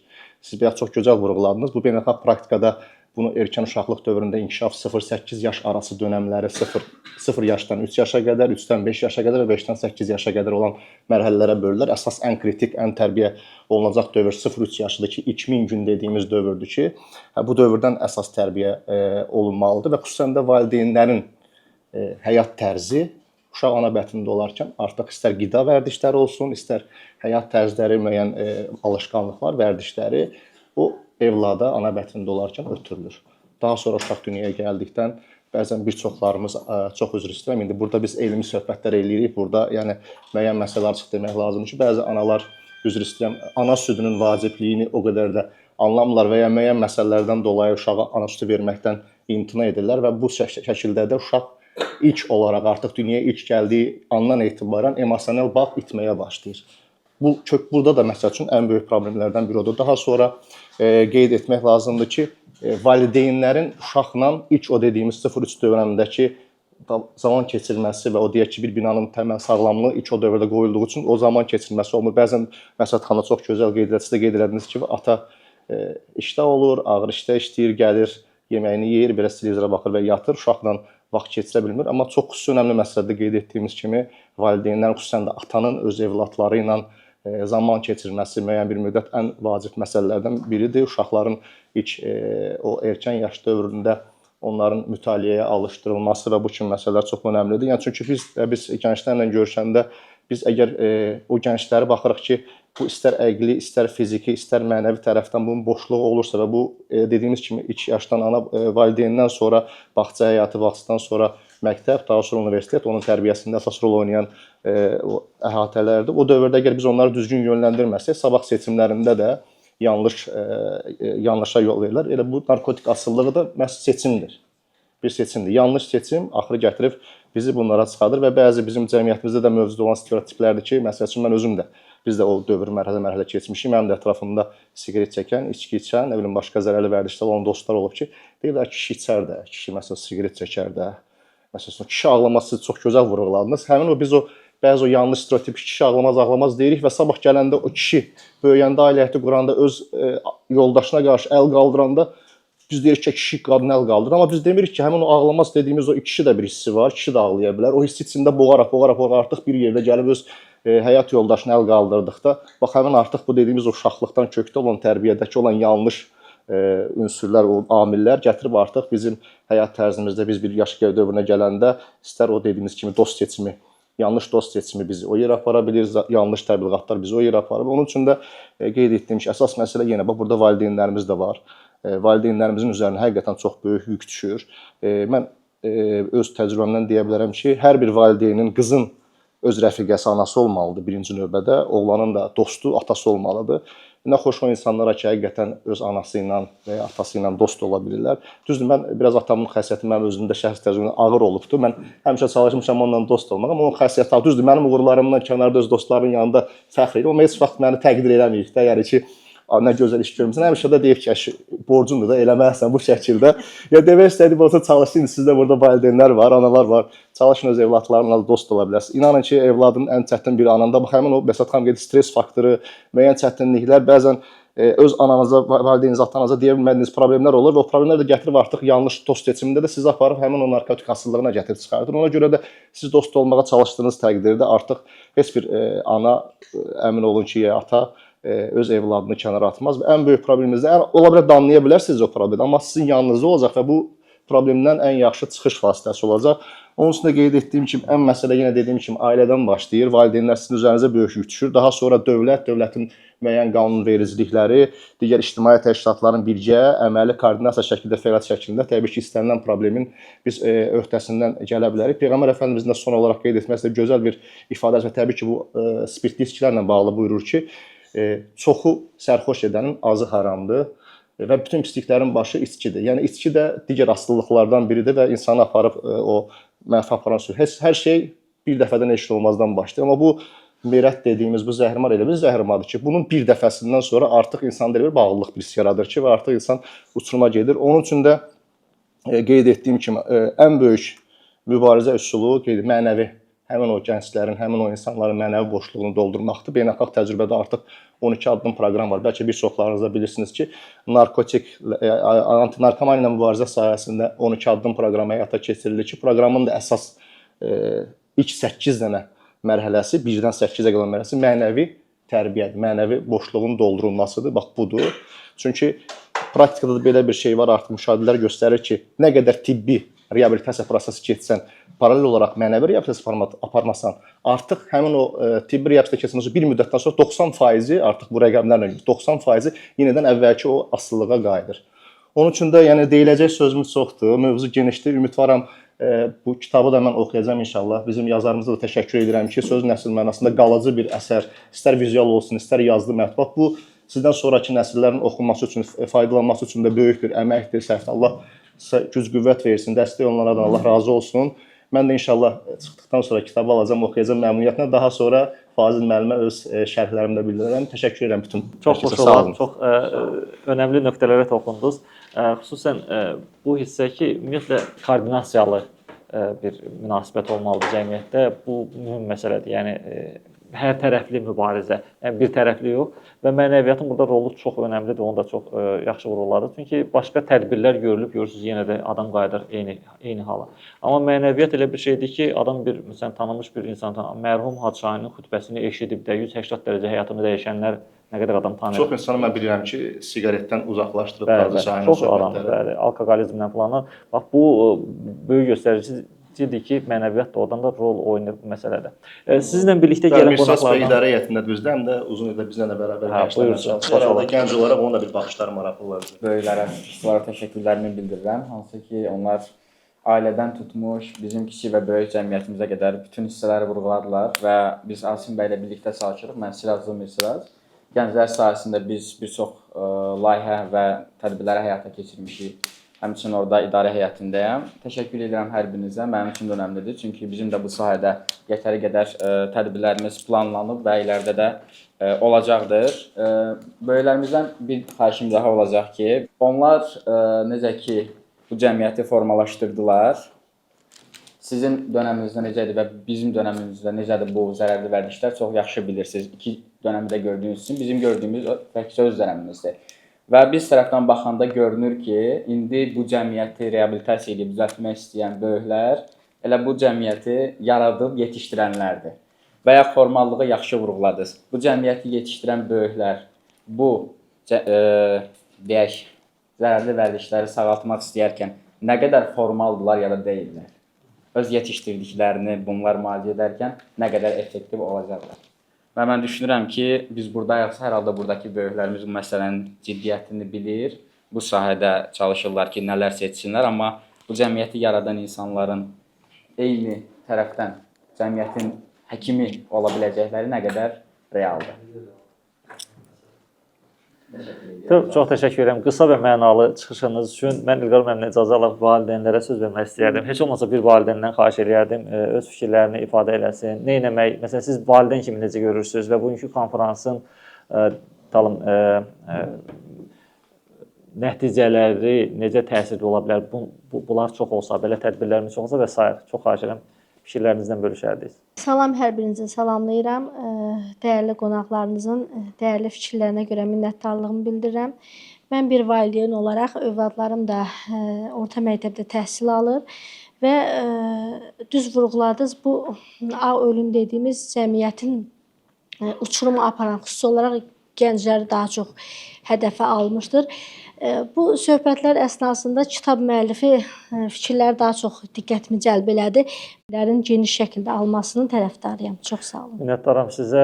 Təşəkkür edirəm. Konfransımızda həm də əziz rəssamımız iştirak eləyir. Kitabın üz qabağının rəsmi onun tərəfindən çəkilib və söz yox ki, yəni çəkilişdə, yəni orada nə detallar olacaq, müəllif bildirib, amma çox gözəl şəkildə ifadə edib bu rəsmi. Yəni istərsəniz görən adamda bir fikir yaradır ki, burada nə demək istəyir, müəllif nə demək istəyir. Heç olmasa bir neçə kəlmə siz bu barədə buyurardınız.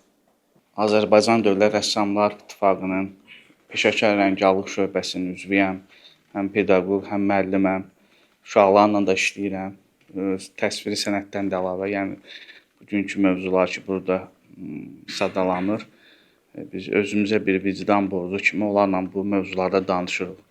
Hər cəmiyyətdə bu hadisələr bu dəqiqə çox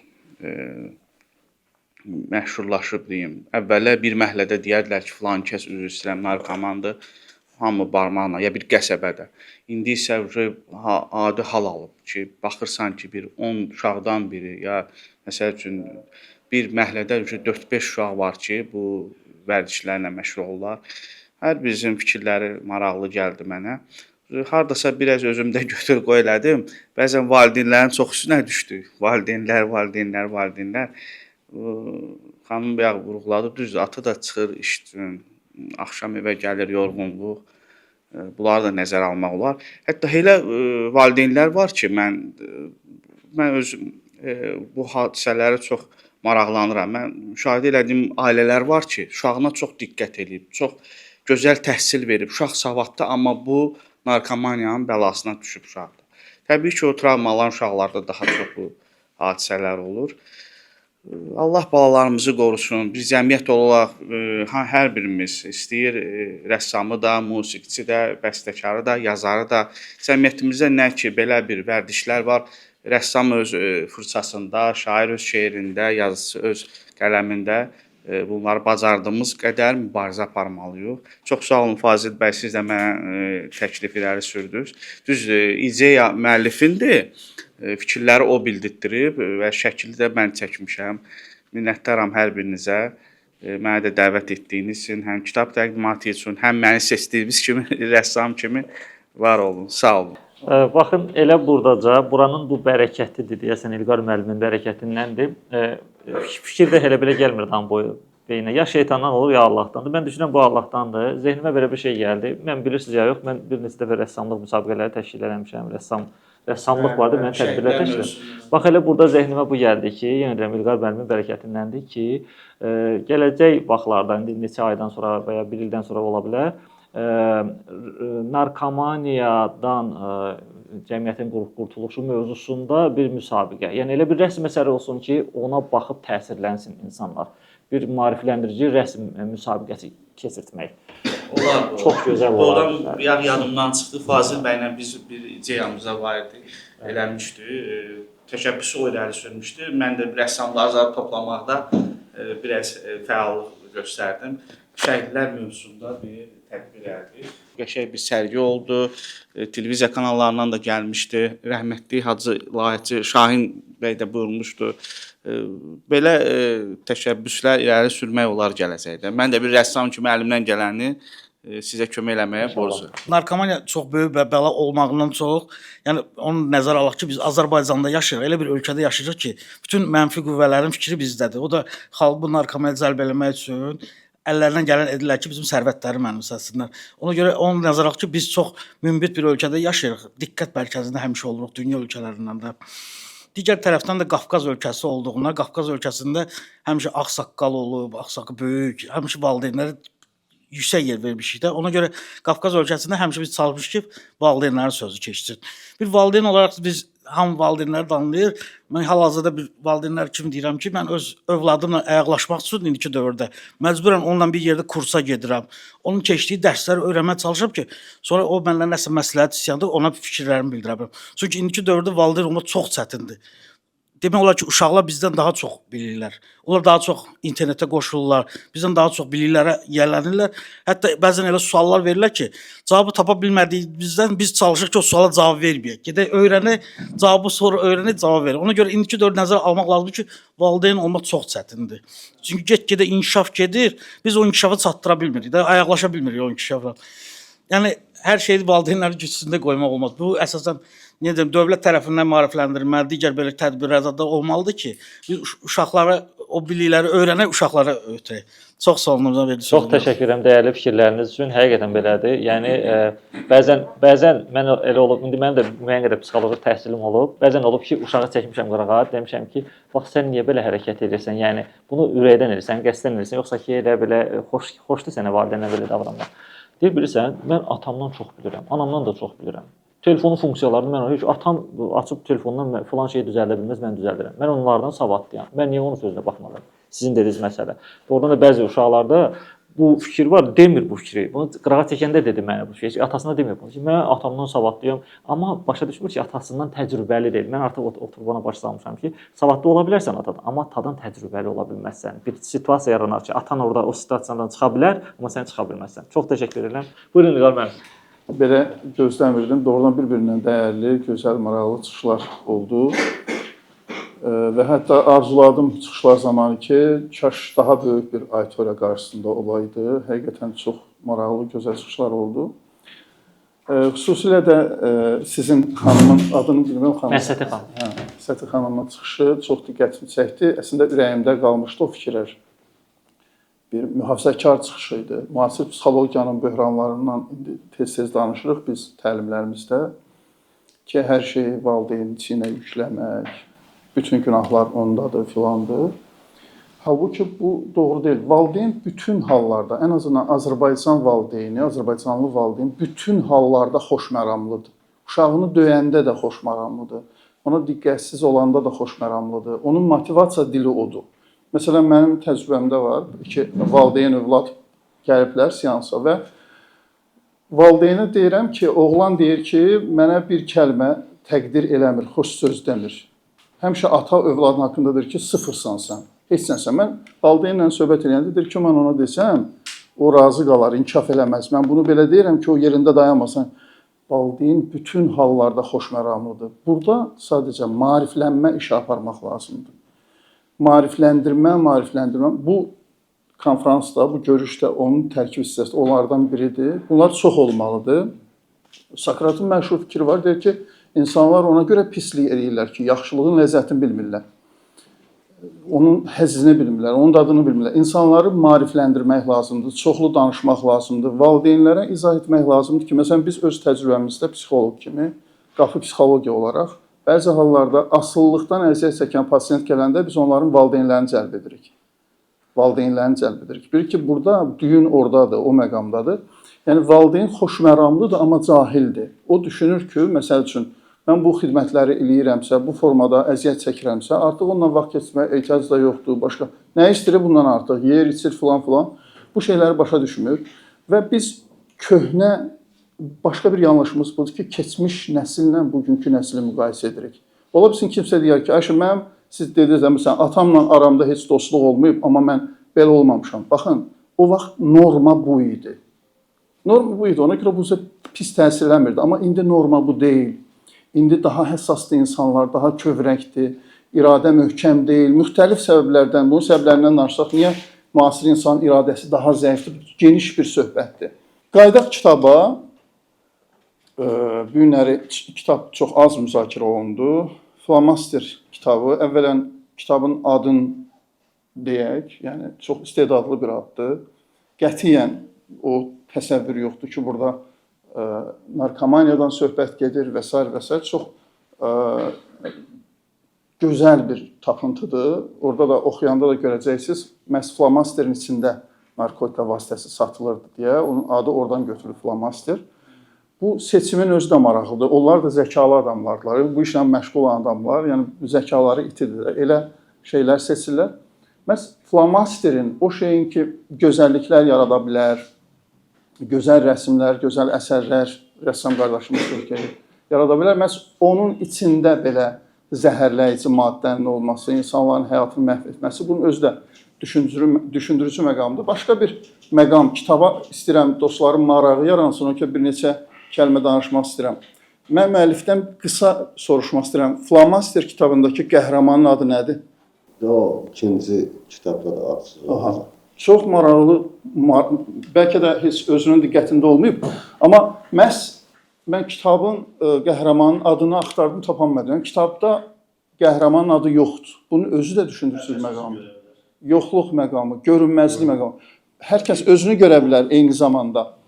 Eyni zamanda da bu o dediyim o Nelyubvi filmindəki kimi bu bir şeyə işarədir ki, yəni bu uşağın adı yoxdur. Çünki şəxsiyyəti yoxdur. Çünki görülmür. Diqqətdən kənardadır. O qədər bir şeyi qeyd edeyim. Mən bu kitabı oxuyanda tam müəllif burada çıxış etməyincəyə qədər düşünürdüm ki, bu kimdirsə bu kitabın müəllifi özü bu narahatlıqdan əziyyət çəkib və sağalıb və sonra öz hekayəsini yazıb.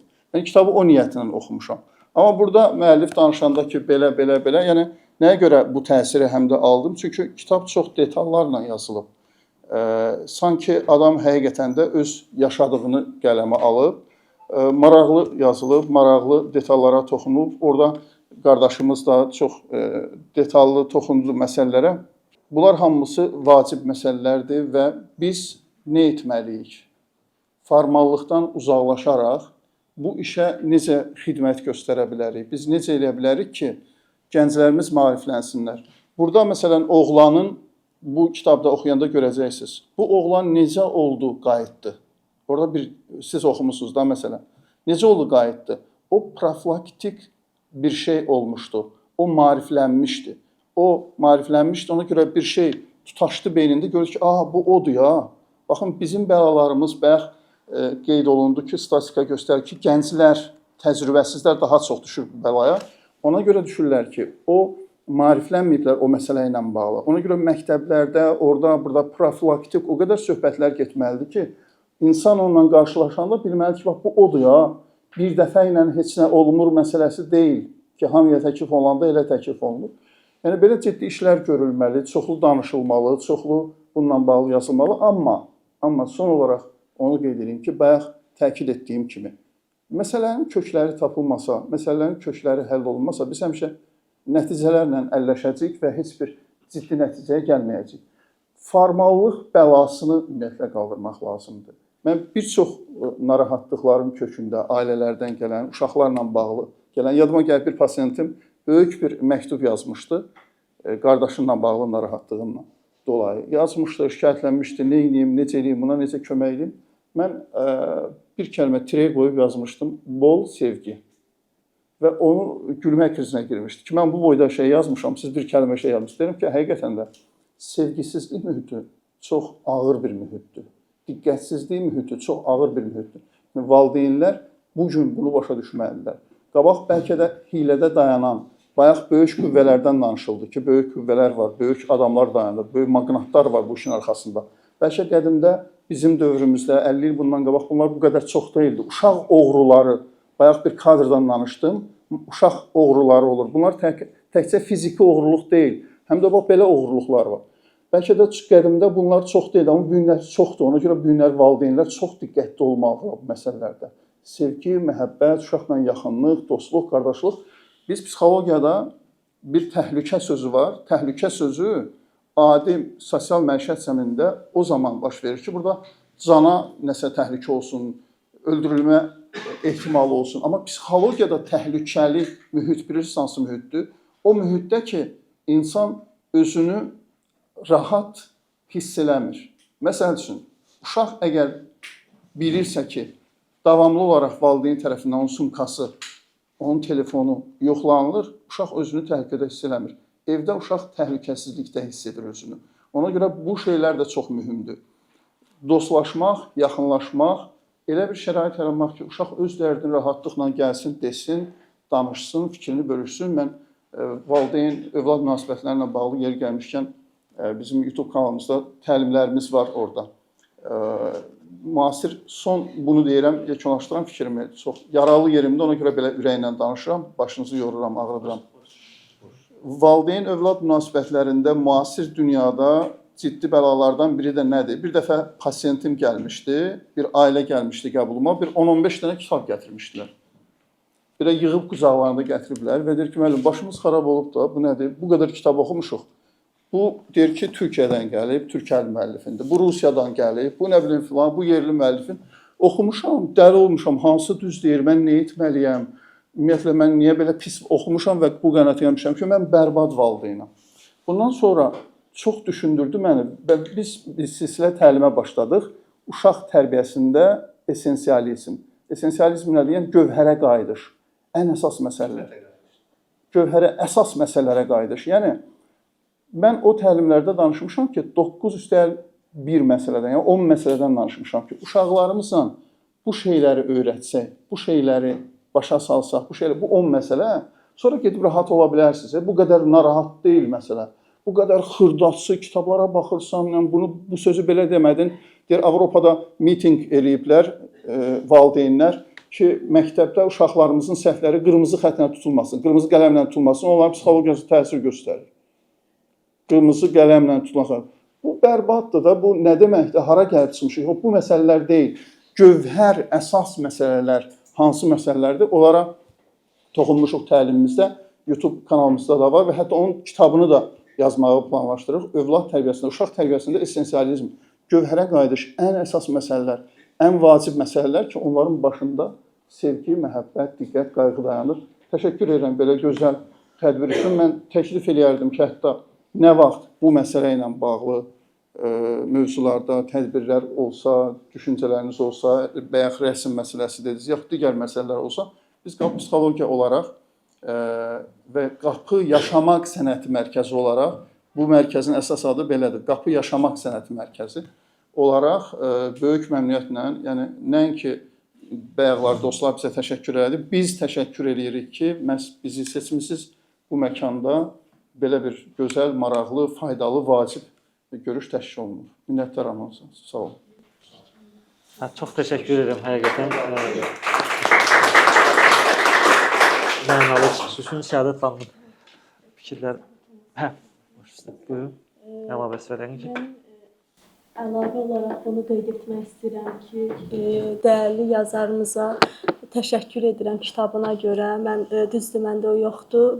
Mənə artıq çox maraqlıdır o kitab. Yəni, buradakı vətəndaşlarımız, tədbir iştirakçıları, oxuyanlar artıq bizi maarifləndirdilər. Amma mənim özümün də oxuyub oradan bir fərqli fikirlər çıxarmağım artıq indidən məni çox cəlb elədi. Sizə uğur arzu edirəm, nailiyyətlərinizin davamını arzu edirəm. Yer gəlmişkən deyib, mən də bir çox kitabların müəllifiyəm. Fazil müəllimə bilmirəm, demişəm ya yox. Kitab yazmaq, onu ərsəyə gətirmək, onu təqdim etmək asan məsələ deyil. Çox sağ olun deyirəm, var olun, uğurlarınız daim olsun. Çox minnətdaram, sağ olun. Mən də təklif eləyərdim, yeri gəlmişkən Fazil bəy. Bu bizim gün burada yaptığımız kitab təqdimatı deyil. Kitab müzakirəsi deyil, kitab təqdimatıdır. Mən təklif eləyərdim ki, indi burada iştirakçılar da yəqin bu kitabı oxuyacaqlar, yaxud digər adamlar. Bu kitabı oxuyandan sonra bir də bu kitabın müzakirəsini təşkil edək. Məsələn, mən özüm də müəllifəm də, yazıçıyam. Bəzən mənim kitablarımın müzakirəsinə yığışırıq. Tamam başqa şeylərdən söhbət gedir. Kitabın ətrafında danışılır, ona aid olan mövzular. Məsələn, narkomaniyadan danışılır, amma kitab üzündən danışılmır. Müəllif üçün ən yaxşı, qiymətli şey bu olardı ki, məhz onun kitabı müzakirə olunsun, oradakı cümlələr müzakirə olunsun, oradakı fikirlər, düşüncələr müzakirə olunsun. Bu kitabı mütaliə edəndən sonra yenə də belə bir fikriniz olsa ki, kitabın müzakirəsi, mən özüm həm bir oxucu kimi, həm də məkan olaraq xidmətinizdəyik. Bunu etmək olar və hətta lazımdır. Lazımdır. Çox təşəkkür edirəm hamıya. Doğrudan da çox faydalı, şəxsən özüm üçün çox faydalı bildim. Ən azından məsələn İlqar müəllimin bir psixoloq olaraq və filosof olaraq toxunduğu nöqtələr mənim üçün yeni oldu həm də. Yəni nələrsə götürdüm bundan. Bilirsiniz, yəni indi mən də bir ilahiyyatçıyam. Neçə ildir çalışıram da, yəni bu sahədə müəyyən fəaliyyətlər göstərirəm. Bizdə də, yəni ilahiyyatda da belə bir nöqtə var, qardaşımız da bilir, Səfər də qardaşımız da bilir. Elə İlqar müəllim özü də ilahiyyat təhsili olub. Bunun adı belə gedir də, xətər və xətiyyə. Məsələn, mən evdə oturmuşam, ya siz evdə oturmusunuz, həyətdən zibil qoxusu gəlir. Zibillər qoyulub ki, aparıb atılacaq. İnsan durub pəncərəni bağlayır ki, zibil qoxusu gəlməsin. Bu xətəri aradan qaldırdı. Xətəri aradan. Məsələn, diş ağrısı var insanda, diş ağrısı dərmanı içir. Bu xətəri aradan qaldırır. Amma xətiyyəsi qaldı. Belə deyilir İslam alimləri. Xətiyyə onun köküdür. Yəni İlqar müəllim dediyi kimi, bir var ki, sən pəncərəni bağlayasan, qoxusu gəlməsin. Bir də var gedib həyətdən o zibilləri aparıb atasan, yəni köklü olaraq onu dəyişəsən. O qoxunun kökünü dəyişəsən və ya diş məsələsində də gedib onu çıxartdırasan və ya müalicə eləyəsən. Nəinki ora bir nəsə qoyasan və ya nəsə bir dərman içəsən, onun ağrısı getsin. Və ona oxşayır bəzən, məsələn, kökünə getməmək. İlqar müəllimin əsas dediyi və mənim də ən çox xoşuma gələn bu oldu, elə sizlərin də danışıqlarınızdan ki, kök məsələsi mühümdür. Nədən qaynaqlanır ki, gəlir, məsələn, bir insan gəlir, bu mənfi yola düşür və xüsusən də bəli, bu kitabın buyurduğu kimi müəllimin mütləq bir müzakirəsi də bir dəfə keçirilsin və sizlərin elə iştirakını arzulayırıq. Mən çox təşəkkür edirəm hər birinizə. Xüsusən ağsaqqalımız bu qədər məsələn vaxt sərf edib həm də gəlib əyləşdi. Biz az danışdı, biz daha çox danışdıq. Amma mənalı sözlər dedi. Biz də çalışacağıq ki, onun o tövsiyələrinə riayət edək inşallah. Çox xoş olar, çox xoş olar. Buyurun. Məhəbbətdən danışdıq, hamımız razıyıq. Dostluqdan danışdıq, hamısı. Ancaq bir dənə əlavəm o olacaq ki, dədə-babalarımız deyib, 3 tür dost var. Körək dostu, dil dostu, ürək dostu. Mən istərdim ki, hamımız olasız ürək dostu. Bu ilə də aktivit edək, bu məsələlər həll olunacaq, hər şey. İnşallah. Ürək dostu olsun, dostluq olsa, bunlar hamısı həll olunacaq. Minnətdarıq sizə, hər birinizə təşəkkür edirik. İndi kitab, yəni çöldə var, koridorda kitablarımız var.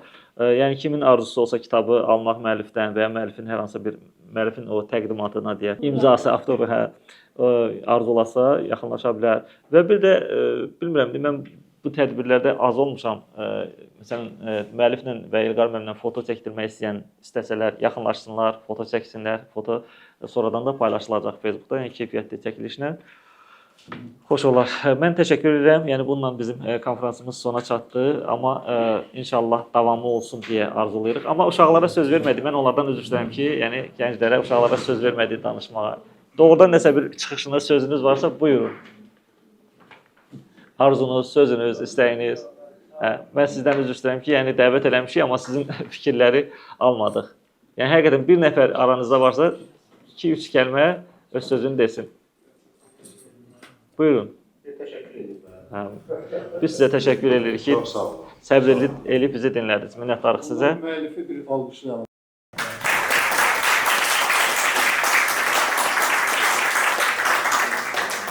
Bunu da bildirim ki, əvvəl gündən bu günə qədər müəllif və biz bu işə indi vasitə olmuşuq. Heç vaxt yəni maddi düşüncədə olmamışıq. Ay buradan qazanc olacaq falan yox. Sırf yəni təsəvvür edin, yəni bizim cəmi bu kitabdan 500 dənə çıxartmağa gücümüz çatıb hələ ki 500. Yəni qətiyyən burada maddi deyə düşüncəmiz olmur. Sırf cəmiyyətə bu kitab çatsın, bu mövzu çatsın, hardasa istifadə olunsun. Bir reabilitasiya mərkəzində kimsə oxusun, həqiqətən təsirlənsin, desin, mən də bu cür dönə bilərəm geri. Bax bu olub niyyətimiz. Bir daha təşəkkür edirəm. Çox sağ olun, minnətdarlıq gəldiyiniz üçün. Heç kim gəlmək istəmir.